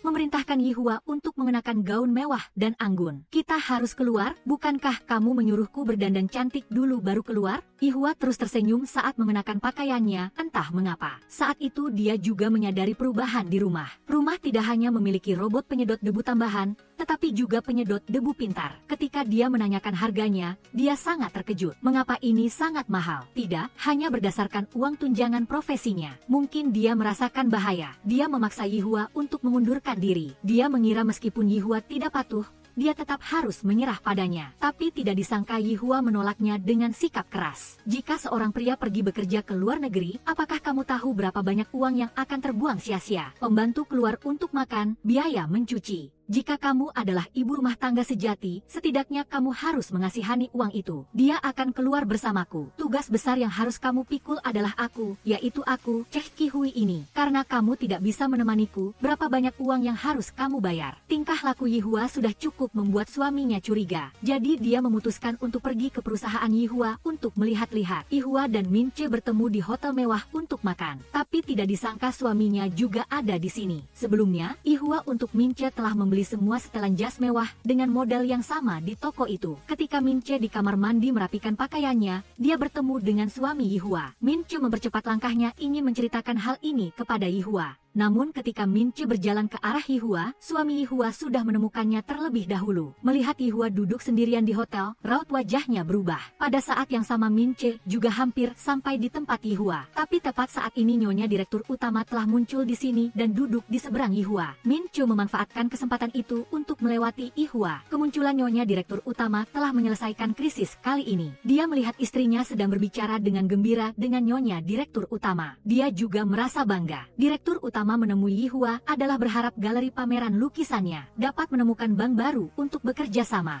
Setelah mengetahui prestasi kerja Yihua, Nyonya Direktur Utama berniat bekerja sama dengan Yihua. Namun, bagi Yihua, ini bukanlah sesuatu yang bisa dimasuki oleh karyawan bank biasa. Jadi dia dengan halus menolak tawaran Nyonya Direktur Utama. Saat keduanya berbicara, suami Yihua bertemu dengan Direktur Utama. Direktur Utama mengatakan kepada istrinya bahwa dia pergi ke luar negeri. Kenyataannya adalah dia tetap di dalam negeri bermain dengan simpanannya. Dia menceritakan kepada Direktur Utama bahwa dia baru saja bertemu dengan Nyonya Direktur Utama. Raut wajah Direktur Utama tidak berubah setelah mendengarnya. Dia hanya membatalkan pertemuan hari ini. Setelah itu dia memerintahkan suami Yihua. Bahkan ukuran stroberi pun dia ingin suami Yihua mengganti jenis baru untuknya. Direktur Utama menyuruh suami Yihua ke sana kemari. Hal ini membuat dendamnya semakin menumpuk. Dan semua dendam ini dilampiaskan pada Yihua. Tidak lama kemudian, atasan Direktur Truk mengajaknya bertemu. Karena kinerja Yihua yang luar biasa, Direktur Truk berencana menempatkan Yihua di pusat manajemen. Melayani satu persatu untuk pelanggan VIP. Dengan begitu, tampaknya tidak hanya promosi jabatan tetapi juga pekerjaan yang jauh lebih ringan. Kata-kata Direktur Truk membuatnya terkejut. Dia tidak menyangka istrinya sehebat itu. Namun karena menjaga harga diri, dia berpura-pura itu adalah hal yang wajar. Seolah-olah dia juga tahu Yihua sangat hebat. Saat mereka berbicara, perwakilan dana investasi telah tiba. Direktur Truk memperkenalkannya kepada suami Yihua. Dia melihat perwakilan itu baru menyadari orang ini adalah orang yang dia temui di bank. Dan perwakilan itu juga yang tahu Yihua berselingkuh. Namun, ketika bertemu suami Yihua, perwakilan itu tetap tidak mengatakan apa-apa. Pada saat yang sama, Ruri sedang berada di bank. Saat istirahat makan siang, dia pergi pergi ke ruang ganti. Ikut bersamanya ada seorang pria. Ruri menyerahkan semua uangnya kepada pria itu. Dia juga mengatakan ini adalah terakhir kalinya dia melakukannya. Dia berharap pria itu tidak mengganggunya lagi. Setelah itu, pria itu membawa Ruri ke toko tempat Yihua sebelumnya membeli barang. Setelah memilih barang, dia memerintahkan Ruri untuk membayar. Ruri sudah terlalu terbiasa dengan hal ini. Dia mengeluarkan uang lama yang dicurinya di bank untuk membayar karyawan. Dia mengatakan jika dia pergi ke bank, mereka akan menukarnya dengan uang baru untuknya. Pekerjaanmu menghasilkan banyak uang jajan, ya. Dan tepat saat ini Yihua tiba di tempat ini untuk menukar barang. Melihat uang kertas lama yang sobek di konter, lalu melihat bayangan wanita di dekatnya, Yihua menyadari orang ini adalah Ruri. Uang kertas lama ini, bukankah sangat cantik? Ada apa, Ruri? Ini adalah uang yang dicuri wanita itu dari bank. Setelah Yihua pergi, Ruri mendengar percakapan karyawan. Dari perkataan mereka, Ruri tahu tentang perselingkuhan Yihua. Sejak saat ini Ruri sudah memiliki rencana. Suami Yihua berbohong dan mengajak Yihua makan. Kenyataannya adalah membawanya ke kantor VIP pusat manajemen. Setelah mengetahui tujuan suaminya, Yihua langsung menolak tawarannya. Menurut Yihua, begitu dia berganti posisi, rencana pencurian uangnya juga akan lenyap. Apalagi lubang yang disebabkan oleh pencurian uang semakin besar. Selama belum tertutup, dia sama sekali tidak bisa berganti posisi. Sikap Yihua membuat suaminya tidak senang. Dia menganggap Yihua seharusnya mendengarkannya. Tidak memaksanya dari awal sudah merupakan konsesi terbesar darinya. Tapi Yihua tidak mau mendengarkannya. Apakah ada yang salah denganmu? Bagaimana denganmu? Bagi Kihui ini, sangat sulit untuk mengambil keputusan untuk berbagi tempat tinggal. Tidak mau? Kenapa tidak mau? Dia sudah mengalah begitu banyak sebelum menangkapmu. Kamu seharusnya bersyukur padanya. Tapi bagaimana sikapmu ini? Kamu sedang sakit. Pertengkarannya dengan Yihua diinstruksi oleh wakil menteri. Ketua menasihatinya untuk tidak mengendalikan Yihua. Suami istri seharusnya saling memperlakukan dengan setara. Memikirkan sikap ketua terhadapnya. Dia berpikir bahwa tidak ada yang namanya kesetaraan di dunia ini. Sikap Yihua saat ini sudah terlalu mati rasa terhadap suaminya. Meninggalkan rumah, Yihua membawa Minche ke sebuah apartemen mewah. Ini adalah kantor yang disewa Yihua untuk Minche. Di apartemen ini, Yihua juga menyiapkan cukup banyak setelan jas mewah untuknya dan juga kacamata mahal. Semua yang Yihua lakukan membuat Minche terharu sampai menangis. Sutradara hidupku adalah kamu. Ini akan berjalan lancar. Aku akan melakukannya untukmu. Pada saat yang sama, Gauen dan putrinya sedang berbelanja. Saat ini pelayan salah mengira Gauen sebagai orang lain. Saat ini Gauen baru menyadari bahwa kekasih gelap mantan suaminya sedang berbelanja di sini. Gauen memisahkan mereka lalu maju untuk berhadapan dengan keduanya. Gauen sangat mengagumi mantan suaminya. Diam-diam berkencan dengan kekasih gelapnya di depan mantan istrinya. Selain itu, kekasih gelap ini tidak terlihat jelek sama sekali. Gauen memanggilnya suami putrinya. Sementara dia pergi keluar dengan kekasih gelapnya. Menurut Gauen, berdasarkan kondisinya, seharusnya ada banyak pria yang mengejarnya. Mengapa suka berselingkuh? Kekasih gelap itu menjawab karena itu cepat dan mudah. Meskipun ketahuan, dia hanya akan dimarahi beberapa kali. Lagi pula, mereka bisa hidup bersama seumur hidup. Tidak perlu khawatir bertengkar. Kata-kata kekasih gelap itu membuat Gauen tidak bisa percaya. Dia tidak bisa membayangkan pemikirannya begitu aneh. Di sisi lain, Sanyang, sahabat Yihua, telah membawa wakil menteri ke supermarket untuk berbelanja. Bagi Sanyang, hanya ketika supermarket diskon, barang-barang layak dibeli. Saat menjemput putrinya sepulang sekolah, wakil menteri menyadari putrinya sedang diejek. Hei, baju ini dibuang ibuku kan? Apa yang kamu katakan? Doyong, ada robekan di sana. Saat itu aku ceroboh jadi robek. Oh astaga, di sana ada bau deterjen rumahku.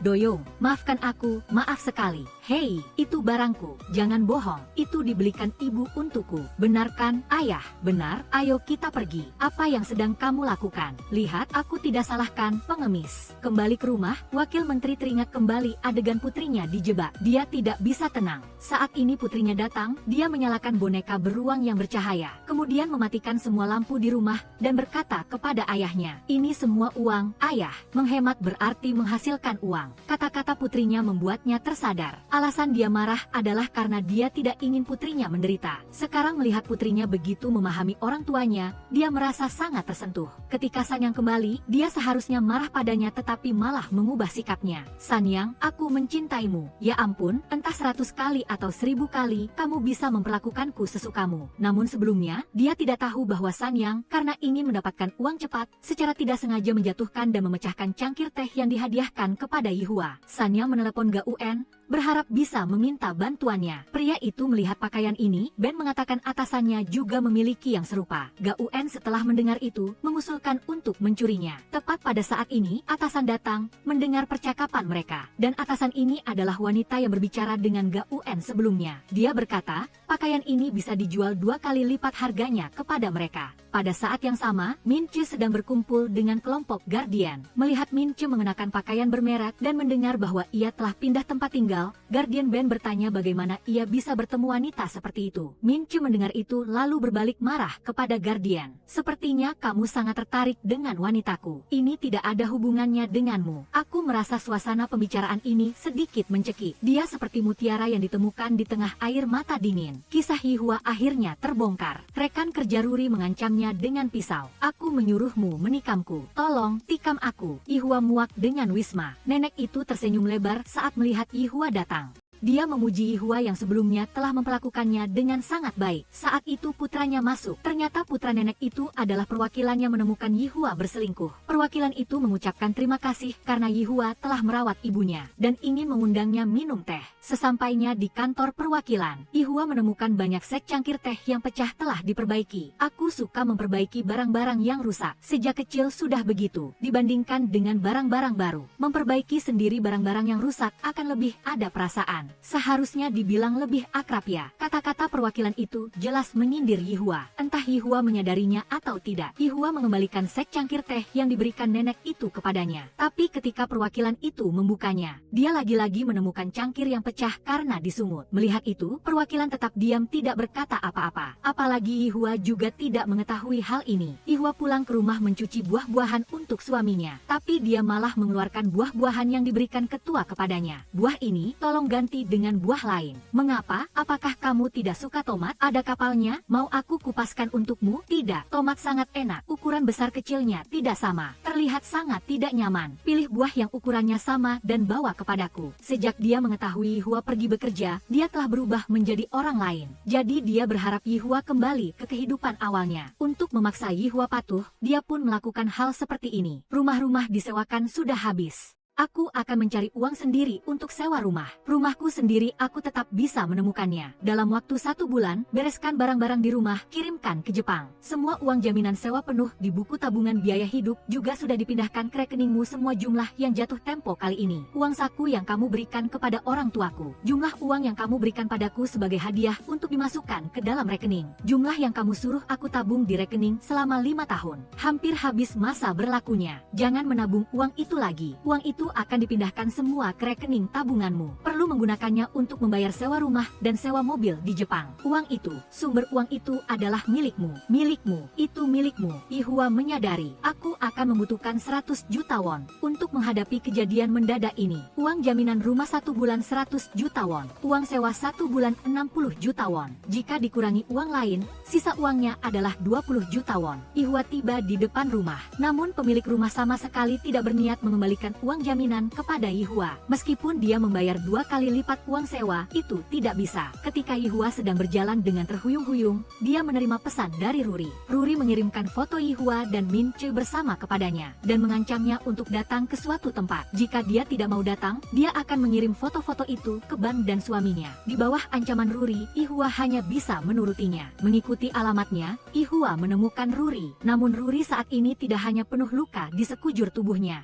Di sampingnya ada seorang pria yang sedang terbaring. Apa yang bisa saya lakukan untuk Anda? Bukan hal yang sulit kok. Ruri, tusuk aku dengan ini. Tusuk di mana saja boleh. Yang penting pria ini bisa masuk penjara. Aku akan bilang dia yang melakukannya. Tusuk aku. Jika kamu tidak menusuk sekarang, hidupmu akan berakhir. Wanita itu, karena ingin membayar, pergi mencari klien VIP. Meskipun mereka berpartisipasi dalam proyek mengirim banyak uang tabungan yang tidak ada. Lalu dia berkata kepada mereka, hanya bisa menelepon. Ketika bank akan tutup baru bisa melakukan prosedur. Asalkan mereka mengikuti permintaan untuk menelepon untuk melakukan prosedur tabungan uang, maka dia bisa mengubah segalanya. Menghapus akun mereka. Kemudian mengumumkan kepada publik bahwa pengiriman uang tabungan telah selesai. Sehari sebelumnya, suami Yihua bertengkar hebat dengannya. Dia berbaring di tempat tidur, tidak bisa tidur. Dia tidak mengerti mengapa istrinya berubah begitu banyak. Ketika dia sedang berpikir, ada gerakan di luar. Dia maju untuk melihat dan menemukan menemukan Yihua keluar lagi, pergi ke sebuah rumah. Ketika dia ragu-ragu apakah akan masuk atau tidak, terdengar suara Ruri dari dalam. Dia tidak berpikir banyak lagi dan langsung masuk. Kebetulan melihat Yihua memegang tongkat bisbol. Kedatangannya membuat Yihua menghentikan apa yang sedang dilakukannya. Dia bertanya apa yang sedang Yihua lakukan.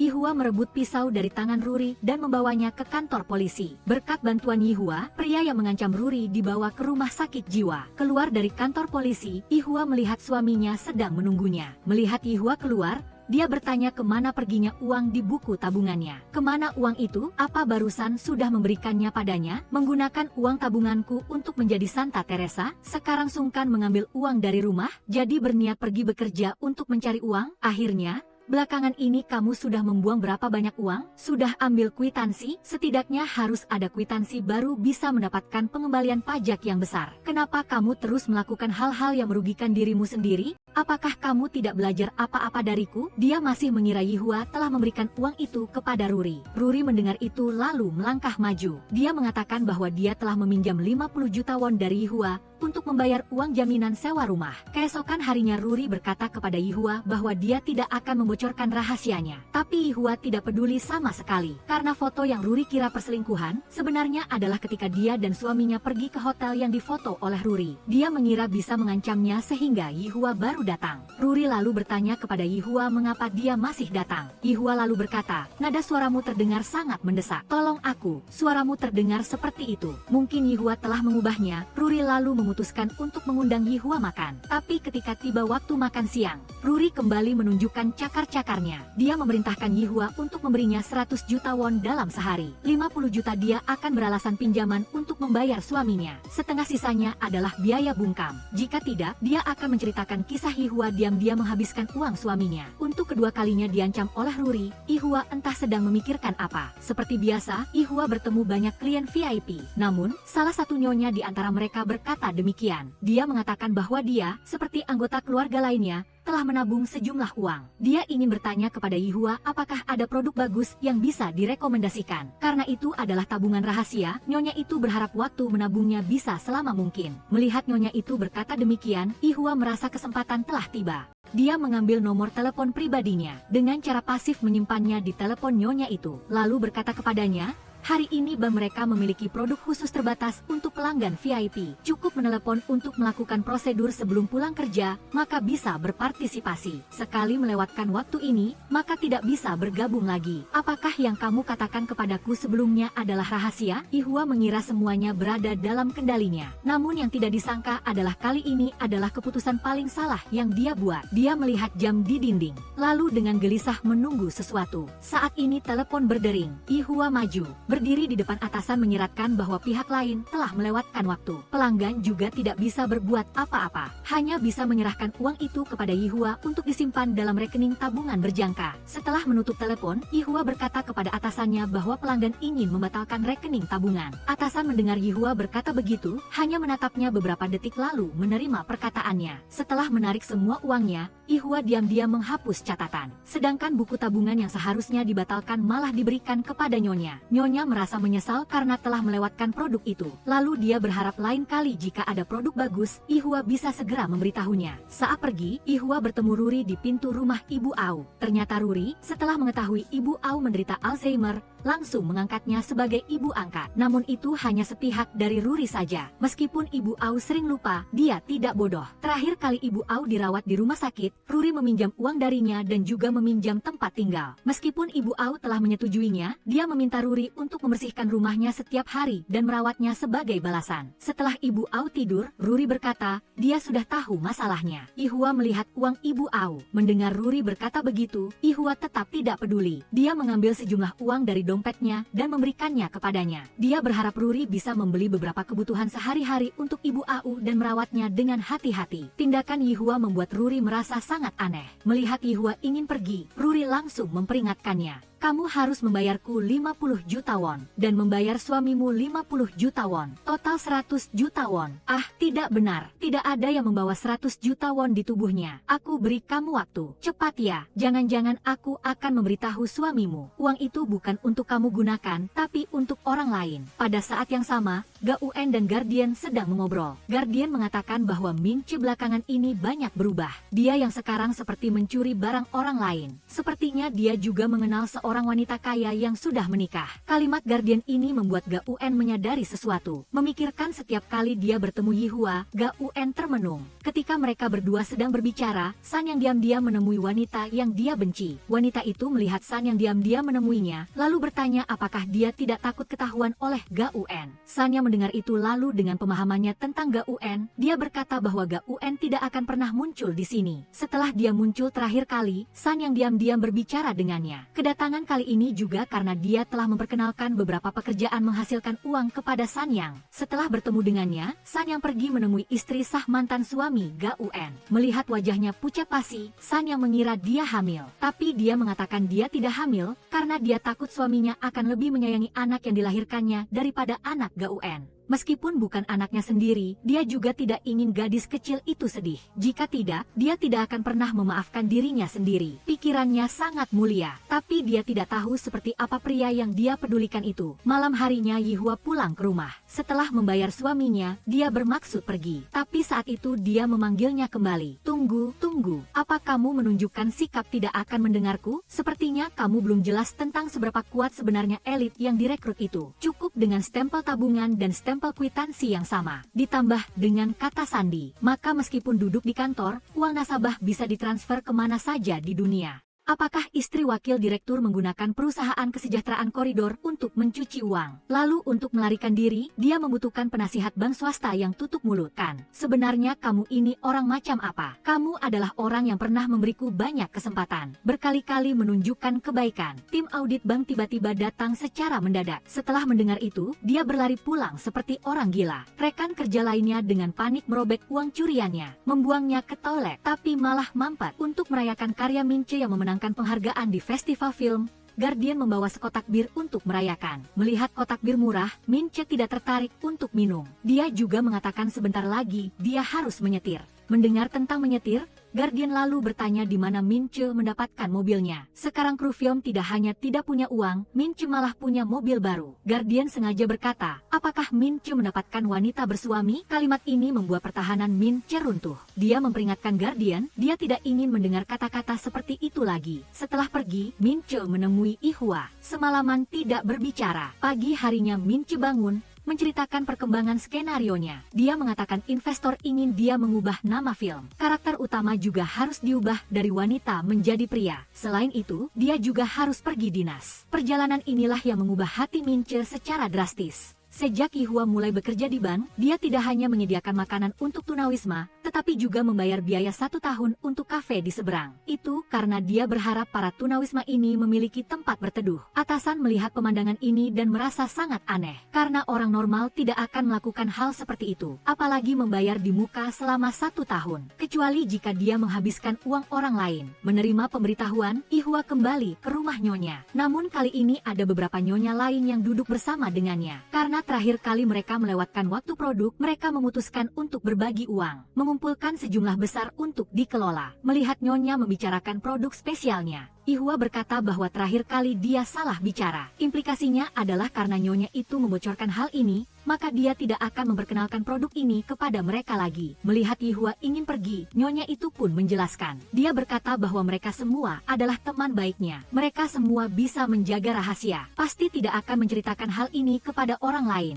Yihua melihatnya melakukan itu, lalu dalam sekejap mengubah rencananya. Sebuah rencana intrik yang lebih besar tiba-tiba muncul di hati Yihua. Malam harinya Yihua kembali ke kamar sewaan Minche. Melihat Minche membelikan karpet mahal untuknya, Yihua termenung. Saat itu Minche menjelaskan bahwa bukan dia tidak membayar, melainkan dia berpendapat bahwa hutangnya kepada Yihua sebaiknya dilunasi sekaligus. Sebelumnya Min Che sudah mengatakan akan membayar warga. Sekarang setelah mendapatkan penghargaan, dia tidak hanya tidak membayar, tetapi dengan terang-terangan mengatakan akan membayar sekaligus. Kata-kata ini, siapapun yang mendengarnya dari luar tidak akan percaya. Namun Yihua sedang tidak waras. Dia hanya tersenyum tanpa berkata apa-apa. Keesokan harinya Yihua makan bersama suaminya di restoran. Dia membelikan kacamata baru untuk Yihua lalu berkata, manusia kalau sudah tua, kekuatannya akan berkurang. Untungnya kamu bisa mengambil keputusan. Ternyata Yihua sudah berubah pikiran, memutuskan untuk bekerja di pusat manajemen. Saat membayar, Yihua tiba-tiba menerima telepon dari Ruri. Dalam telepon itu Ruri terus-menerus menagih uang kepada Yihua. Dia juga mengatakan bahwa tim audit sudah tiba di bank. Yihua mendengar berita ini lalu berkata kepada suaminya bahwa dia ada urusan mendesak dan harus pergi dulu. Sementara itu, Ruri sedang bersembunyi di toilet bank. Dengan panik dia menghancurkan uang yang dicurinya, lalu membuangnya ke toilet dan menyiramnya. Tapi karena terlalu banyak memasukkan kertas, toilet itu mampet. Orang-orang dari tim audit juga menemukan dia di sini. Di dalam ada karyawan banknya. Saya dari tim audit perusahaan induk. Apakah Anda karyawan? Atasan melihat Yihua tidak ada di sana. Dia lalu berkata kepada orang-orang dari tim audit, mulai periksa dari meja Yihua dulu. Pada saat yang sama Yihua berlari pulang dengan panik. Dia mengeluarkan semua buku dan dokumen, lalu menghancurkannya. Namun saat sedang dihancurkan,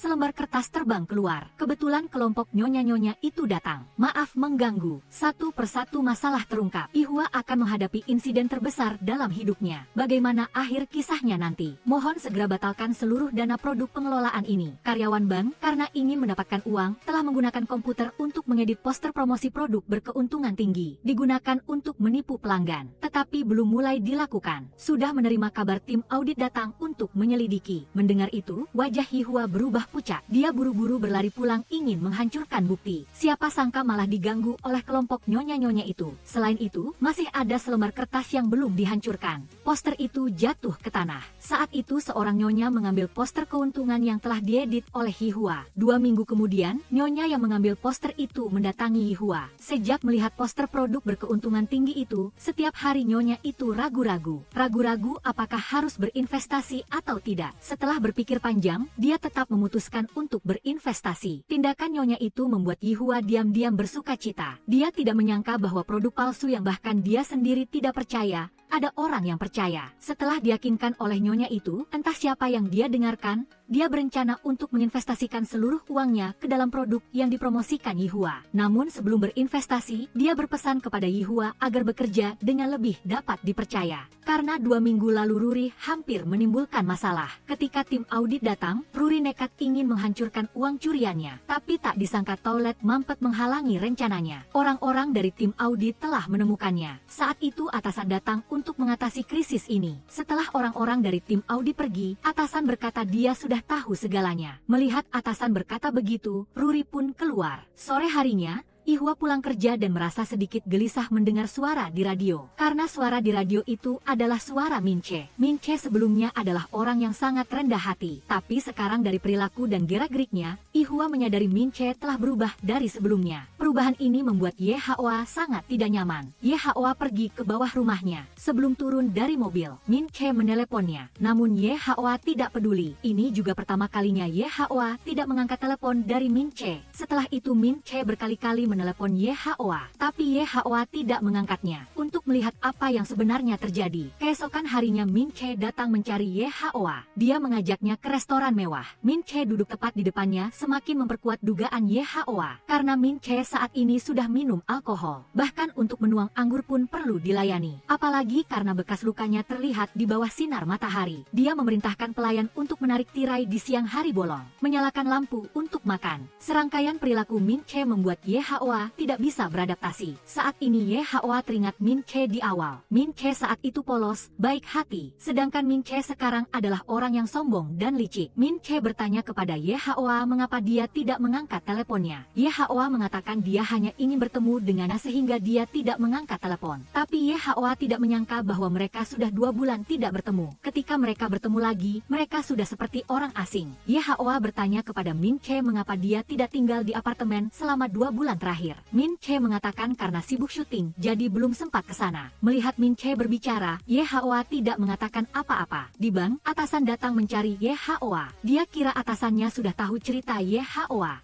Namun tak disangka, kali ini atasan datang karena masalah Ruri. Pada hari tim audit datang untuk menyelidiki, atasan karena ingin mengulur waktu, meminta tim audit untuk memprioritaskan pemeriksaan posisi Ye Haoa terlebih dahulu. Hasilnya sangat bersih, Ye Haoa tidak memiliki masalah sama sekali. Setelah mengetahui bahwa atasannya sangat mempercayai Ye Haoa, dia datang mencari Ye Haoa berharap dapat membantunya. Atasan berkata, Ruri sudah lama tidak masuk kerja. Selain itu, setelah mengetahui dia mencuri uang, dia sama sekali tidak menyalahkannya. Saat itu atasan berdiri di depan Ruri, menceritakan tentang pencurian uangnya. Dia berharap Ruri berhenti. Jika ada kesulitan, bicarakan dengannya. Kata-kata atasan tidak hanya tidak membuat Ruri bersyukur, justru malah membuatnya lepas kendali. Dia dengan keras mengkritik atasannya yang berbicara tanpa merasakan sakit pinggang. Sejak saat itu Ruri menghilang. Ye Haoa bertanya kepada atasannya, mengapa dia tahu Ruri mencuri uang tetapi dia masih ingin membantu Ruri. Atasan berkata Ruri adalah seorang yatim piatu. Dia tidak ingin menghancurkan seseorang hanya karena sejumlah uang yang hilang. Melihat sikap atasannya, Ye Haoa punya ide dengannya. Setelah atasannya pergi, Ye Haoa mengira dia sudah bebas. Tapi yang tidak dia duga adalah masalah sebenarnya baru saja dimulai. Halaman terakhir akan segera tiba. Min Che akhirnya menunjukkan wajah aslinya. Suatu hari ketika Ye Haoa kembali ke kantor, dia bertemu dengan seorang pria tua mesum yang datang mencarinya. Dia juga membawa serta perwakilan ke sini. Ternyata dia membicarakan tentang Ye Haoa yang bisa mencuci uang untuk perwakilan. Dia juga mengatakan bahwa nanti perwakilan akan menjadi mitra kerja sama Ye Haoa. Setelah dia pergi, perwakilan datang mencari Ye Haoa. Mengapa? Mengapa memiliki hubungan bisnis dengan pemilik perusahaan pinjaman ilegal? Mengapa memiliki hubungan bisnis dengan cucu pemilik perusahaan pinjaman ilegal? Kalau begitu besok pada jam ini saya akan mendengarkan jawaban Anda. Sebelum pergi, perwakilan meletakkan setelan pakaian yang dibayar Ye Haoa di atas meja. Ketika Ye Haoa membukanya, dia baru menyadari di dalamnya ada gelas yang sudah dimodifikasi. Ye Haoa belum sempat melihat dengan jelas, sekelompok nyonya menerobos masuk, batalkan formulir dan pergi. Sekarang juga, batalkan semua formulir. Ternyata, nyonya yang menemukan poster itu akhirnya tidak tahan, menceritakan tentang produk Ye Haoa yang berkeuntungan tinggi. Setelah kelompok nyonya ini mengetahuinya, mereka bersama-sama menyerbu ke sini. Mereka ingin segera mengembalikan produk, lalu beralih ke produk baru. Karena Ye Haoa sudah menghabiskan semua uang mereka untuk Min Che, jadi dia tidak bisa menarik kembali uang yang mereka sebutkan. Memikirkan hal ini, Ye Haoa sudah punya rencana lain. Dia beralasan pembuatan produk, ditambah pemeriksaan ketat dari kantor pajak, memberitahu kelompok nyonya itu, dia akan menggunakan cara transfer cicilan kecil untuk mentransfer kepada mereka. Dengan begitu dapat menghindari risiko, para nyonya semua setuju dengan usulan Ye Haoa. Bagi Ye Haoa, asalkan diberi cukup waktu dia akan bisa menutupi kerugian ini, apalagi dia juga bisa mendapatkan keuntungan besar dari produk baru yang mereka investasikan. Pada malam harinya Gauen datang ke rumah Ye Haoa. Melihat Gauen tidak senang, Ye Haoa memutuskan untuk memberinya kejutan. Dia mengeluarkan gelas yang dikembalikan pelanggan kepadanya. Melihat gelas ini Gauen sangat terkejut. Setelah dibuka baru diketahui, ternyata gelas yang dipecahkan oleh San yang sudah diperbaiki. Gauen bertanya kepada Ye Haoa mengapa dia memperbaikinya. Ye Haoa setelah mendengar baru tahu, ternyata gelas ini dipecahkan oleh San Yang dan dia tidak tahu apa-apa. Tapi sekarang pihak lain sudah memperbaikinya dan memberikannya kepadanya, apalagi menyuruhnya memberikan jawaban. Memikirkan hal ini Ye Haoa menjadi sangat bingung. Dia pasti mengira dirinya tidak tahu bahwa gelas itu pecah lalu mengembalikannya padanya, tapi malah memperbaikinya lalu mengembalikannya. Apa maksudnya ini? Setelah Gauen pergi, Ye Haoa mempersiapkan seluruh jumlah uang yang diminta para nyonya untuk ditransfer pertama kali. Hanya saja uangnya masih belum cukup. Dia ingin menarik kembali uang deposit untuk apartemen Min Che. Ketika bertanya kepada pemilik rumah berapa yang bisa ditarik, Ye Haoa baru menyadari bahwa tidak hanya tidak bisa menarik deposit, tetapi dia juga harus menambahkan uang. Karena setelah Ye Haoa pergi, Min Che tidak pernah membayar uang sewa. Sejak saat itu dia tinggal gratis. Apakah dia tidak membayar uang sewa selama ini? Berapa jumlahnya? Pada saat yang sama, Min Che sedang memegang sebotol anggur. Melihat senyumnya, tidak tahu akan minum dengan siapa. Saat sedang memperbaiki penampilannya, Ye Haoa meneleponnya, Melihat itu telepon YHOA. Min Che tidak mengangkatnya, tetapi membawa sebotol anggur untuk mencari Yun Seo yang sedang syuting bersamanya. Yun Seo mengundang Min Che ke rumahnya, menikmati malam yang indah bersamanya. Benar juga, tidak bisa sembarangan minum di luar. Kalau begitu baiklah, cepat atau lambat kamu akan terbiasa. Kemarilah dan duduk. Ada apa? Kamu mau pergi tanpa menghapus riasan? Pejamkan matamu. YHOA terus-menerus menelepon Min Che, tetapi Min Che tidak melihatnya karena dia sedang bersenang-senang dengan teman-temannya. Pada saat yang sama, YHOA menerima telepon dari Nyonya Au. Apakah Anda belum tidur? Tolong saya. Halo, tolong saya. Jika Anda berani melapor polisi, saya akan menghabiskan seluruh uang kalian. Ruri, tolong saya. Dengar tidak? Bawakan uang untuk saya. Berapapun uangnya harus dibawa ke saya. Dia menarik sejumlah uang, takut uang yang dibawanya tidak cukup. Dia juga meminjam lagi. Kemudian buru-buru lari ke rumah Nyonya Au. Ketika dia masuk, dia dipukul pingsan. Halaman terakhir akhirnya menunggu hasil akhir.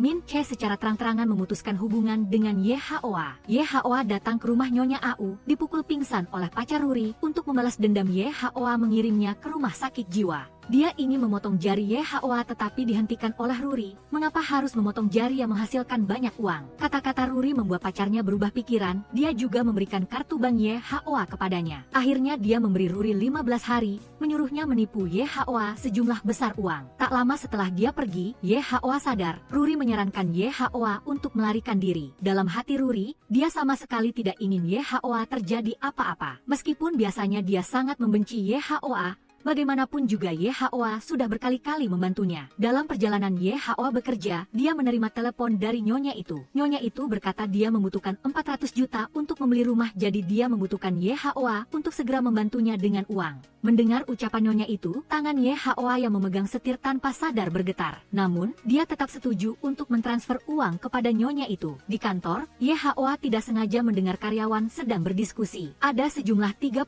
miliar yang ditransfer ke rekening khusus sementara. Mendengar 30 miliar, YHOA melupakan semua konsekuensinya. Dia pergi ke depan komputer, dengan hati-hati mentransfer 30 miliar itu. Dia mengambil slip tabungan yang diberikan YHOA kepada pria tua itu. Dia telah melakukan sesuatu yang sangat menarik. Dia benar-benar berani. Perwakilan itu mengatakan dia tidak tahu tentang ini. Dia juga tidak akan menceritakan hal ini kepada orang lain. Tapi syaratnya adalah YHOA bisa mencuci uang untuk perusahaan kosongnya. Perwakilan tahu YHOA tidak akan menolak hal ini. Agar YHOA bisa bekerja dengan tenang membantunya, dia berjanji akan memberinya sejumlah uang secara berkala. Kemudian untuk keuntungan yang lebih besar, perwakilan menggunakan sejumlah besar uang untuk membeli YHOA sepenuhnya. Begitulah, YHOA kembali mencuci uang untuk perwakilan. Merasa dirinya semakin terperosok, YHOA tidak bisa menahan gemetar. Sekarang semua masalah bertumpuk, YHOA juga berencana untuk mempersiapkan diri sepenuhnya untuk melarikan diri. YHOA datang mencari Nyonya Presiden. Dia mengatakan lukisan di rumah Nyonya Presiden adalah warisan kakeknya untuknya. YHOA ingin menuntut biaya sewa selama puluhan tahun ini. Setelah berbicara, untuk membuktikan bahwa lukisan itu benar-benar miliknya, YHOA juga mengeluarkan berkas bukti. Melihat YHOA melakukan itu, Nyonya Presiden terkejut lalu kembali ke rumah. Nyonya itu menceritakan hal ini kepada suaminya. Pada saat yang sama dia juga menjamin, dia pasti akan membuat YHOA menyesal telah melakukan hal itu. Aku akan membayarnya, lalu akan memberinya pelajaran. Lihatlah bagaimana seharusnya hidup setelah ini. Sore hari YHOA datang ke apartemen yang terakhir disewa Min Che. Setelah selesai berkemas, dia pergi ke pesta mencari Min Che. Min Che melihat YHOA lalu memutuskan untuk bicara terus terang. Aku ingin pindah. Aku sangat senang bersamamu, sungguh sangat senang. Tapi terkadang, aku seperti badut yang menari-nari. Dibandingkan dengan waktu yang panjang dan indah, yang membuatku sulit melupakan. Sungguh, tolong izinkan aku menjauh darimu. Esok harinya, suami YHOA pergi bekerja seperti biasa. Setelah dia pergi, YHOA menelepon Nyonya Presiden untuk meminta uang sewa lukisan. Sedangkan Nyonya Presiden saat ini hanya bisa mentransfer lebih dari 2 miliar won ke rekening YHOA. Setelah transfer uang selesai, Nyonya Presiden melaporkan YHOA ke organisasi anti korupsi dan suap. Di Ban, perwakilan mengeluarkan 2 juta won. Dia membutuhkan YHOA untuk membersihkan uang ini. Plotnya sampai di sini sudah mencapai puncaknya. Ruri kembali diculik oleh pacarnya. Dia, karena ingin mendapatkan uang, juga mengirim foto-foto lain kepada YHOA. Setelah YHOA menerima foto-foto itu, dia menyadari bahwa dia tidak punya banyak waktu lagi. Semua yang dilakukan YHOA setelah itu, membuat semua rahasia yang disembunyikannya terbongkar. YHOA memegang palu pengaman memecahkan kaca di bandara, lalu mengeluarkan 1 juta won untuk menyelamatkan Ruri. YHOA mengajaknya ke bandara, melihat Ruri ditahan di bawah. YHOA hanya bisa mengeluarkan uang di bawah, membuat orang itu memperhatikan. Melihat dia memperhatikan tempat lain, Yehaoa berteriak keras. Cepat lari, kamu cepat lari, lari, sekarang juga. Sementara itu di bank, setelah dilaporkan oleh Nyonya Presiden, orang-orang dari tim audit sudah tiba di kantor Yehaoa. Hanya saja di tempat ini Yehaoa sudah tidak terlihat lagi. Yehaoa datang ke rumah Nyonya Au untuk terakhir kalinya. Saat ini Yehaoa melihat berita tentang kasus pelepasan uang di bandara. Mengingat dirinya sendiri saat pertama kali bertemu Nyonya Au, dibandingkan dengan keadaannya saat ini, tidak tahu apakah Yehaoa akan menyesal atau tidak. Sebelum melarikan diri, Yehaoa ingin memasukkan Nyonya Au ke panti jompo terlebih dahulu. Dia mendorong Nyonya Au keluar pintu, kebetulan melihat seorang pria tua ditikam. Beberapa menit yang lalu, karena masalah gaji, dia berselisih dengan pekerja. Tidak disangka dia malah membuat pekerja marah, sehingga menyebabkan pekerja tidak sengaja melukainya. Melihat dia hampir meninggal, Yehaoa menyuruh pekerja untuk segera menelepon ambulans. Tapi saat ini Yehaoa mendengar, orang itu tidak hanya menelepon ambulans tetapi juga menelepon polisi. Melihat situasi ini, Yehaoa buru-buru meninggalkan tempat itu. Dia masuk ke toilet dengan sekuat tenaga mencuci bersih noda darah yang menempel di tangannya. Kemudian dia kembali pergi ke kantor suaminya, mengucapkan selamat tinggal padanya untuk terakhir kalinya. Aku sangat berterima kasih padamu karena sudah merawat orang tuaku dan aku. Aku hidup bersamamu karena rasa terima kasih.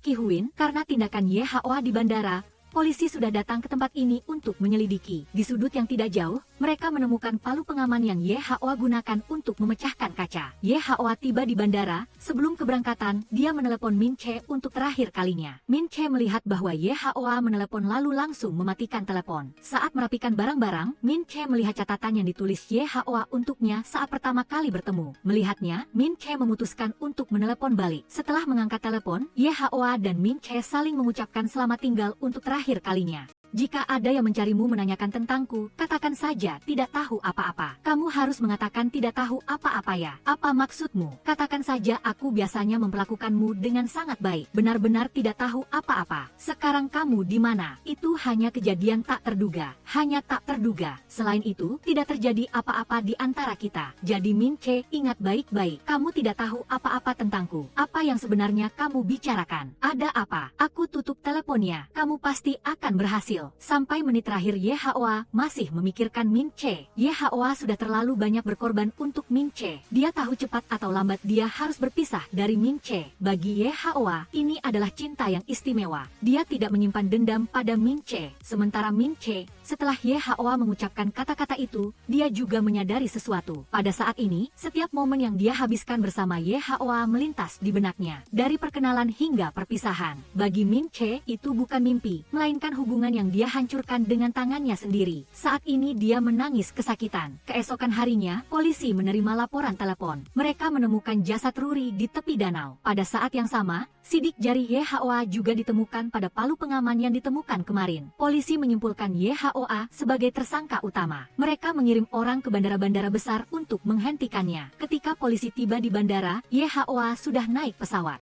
Bagian terakhir film telah tiba. Yehaoa naik pesawat melarikan diri ke Thailand. Ketika melangkah keluar dari bandara, di hadapannya adalah kota asing. Yehaoa sangat kebingungan. Dia tidak tahu bagaimana masa depannya nanti dan juga tidak tahu kapan dia akan ditangkap. Membiarkan air hujan membasuh kakinya. Dia hanya ingin membersihkan jiwanya. Sejak saat ini, Yehaoa memulai kehidupan pelariannya. Di dalam negeri, polisi berpencar mencari Gauen dan Sanyang. Sampai saat ini, kedua sahabat Yehaoa masih tidak mau percaya bahwa Yehaoa telah melakukan kejahatan. Bahkan melukai orang, terutama Sanyang. Setelah itu, polisi kembali mencari Nyonya Au yang berada di panti jompo. Dia tidak mengatakan apa-apa. Ternyata sejak awal dia sudah tahu perbuatan jahat yang dilakukan Yehaoa secara diam-diam. Dia tidak pernah menyalahkan Yehaoa. Karena dalam hatinya, dia sudah menganggap Yehaoa sebagai putrinya sendiri. Sebaiknya bawa semua barang. Lebih baik lagi jika membawa saya juga. Setelah mengetahui tentang Yehaoa, suami Yehaoa segera kembali. Namun, di rumah sudah tidak ada siapa-siapa lagi. Yehaoa meninggalkan 2 juta won untuknya. Di atasnya tertulis, saya meninggalkan sedikit lebih banyak dari jumlah yang Anda catat di pembukuan. Karena Anda tidak suka uang receh. Memikirkan Yehaoa yang berubah seperti sekarang, dia tidak bisa mengerti. Bahkan sampai saat ini, dia tidak tahu apa yang diinginkan Yehaoa. Mengapa? Mengapa? Mengapa sebenarnya? Mengapa? Apa sebenarnya yang kamu inginkan? Istriku. Ketika polisi datang untuk menyelidiki, dia masih mengatakan bahwa dia dan YHOA hanya suami istri di atas kertas. Untuk membuktikan perkataannya benar, dia menceritakan berapa kali dia pergi tugas. Dan juga fakta bahwa mereka berdua tidak memiliki anak, dia saat ini hanya berharap tidak terseret dalam masalah YHOA. Setelah berkali-kali diinterogasi tanpa hasil, kedua polisi kembali ke kantor polisi. Yang membuat mereka aneh adalah kesaksian orang-orang ini anehnya sama. Perwakilan mengatakan 500 juta yang dilempar YHOA ke udara tidak ada hubungannya dengannya. Para nyonya mengatakan mereka tidak memiliki hubungan bisnis apapun dengan YHOA. Pria tua itu berpura-pura tidak tahu tentang masalah ini. Para penonton yang budiman, tahukah Anda mengapa orang-orang ini tidak memanfaatkan kesempatan untuk melaporkan YHOA? Silakan tinggalkan jawaban Anda di kolom komentar. Saat ini di Thailand, YHOA menyukai sepasang sepatu dan ingin membelinya, tetapi karena tidak punya uang Thailand, dia ditolak. Jadi YHOA menggunakan tas bermereknya untuk ditukar, mendapatkan sepasang sandal murah. Di mata pedagang, YHOA seperti orang bodoh, tetapi dia sama sekali tidak tahu bahwa YHOA saat ini sudah menganggap remeh uang. YHOA pergi ke tempat penukaran uang untuk menukar, tetapi pihak lawan hanya mengizinkan YHOA menukar sedikit. Beberapa lembar uang yang lengket dan sobek tidak diterima, karena mereka menganggap itu uang kotor. Saat makan, YHOA mendengar meja sebelah sedang berdiskusi. Kasus pencurian puluhan miliar won, dan pelaku utama kasus ini adalah YHOA. Melihat mereka sedang mendiskusikan dirinya, YHOA menundukkan kepala makan. Tak disangka pria yang sedang mendiskusikannya menghampiri. Ternyata dia melihat YHOA ditolak saat menukar uang. Dia mengatakan bisa membantu YHOA menukar uang. Saat keduanya berbicara, seorang pria lain juga datang. Mulutnya masih berbicara ingin mencari wanita buronan itu. Dengan begitu bisa mendapatkan hadiah uang yang sangat besar. Kata-katanya didengar oleh YHOA. YHOA meletakkan uang makan di meja lalu berbalik ingin pergi, tapi dihalang oleh pria pertama. Sepertinya kita pernah bertemu di suatu tempat ya? Sudah tahu? Anggap saja tidak melihat karena di sini banyak sekali orang seperti itu. Sore hari tidak tahu dia menelepon siapa. Sementara itu YHOA juga memanfaatkan kegelapan untuk melarikan diri dari sini. Saat melarikan diri YHOA menabrak seorang anak laki-laki. Saat ini anak laki-laki itu sedang dikejar oleh seorang pria. Dia mengancam YHOA dengan pistol agar tidak ikut campur. Pada saat penting, polisi Thailand datang ke sini mengancamnya untuk melarikan diri. Ketika polisi berpikir kembali, YHOA sudah menghilang. Polisi berbalik dan sangat kesal, karena sekarang baru mereka menyadari bahwa wanita tadi adalah penipu internasional YHOA. Mengikuti alamat yang diberikan anak laki-laki itu, YHOA mengantar anak laki-laki itu pulang.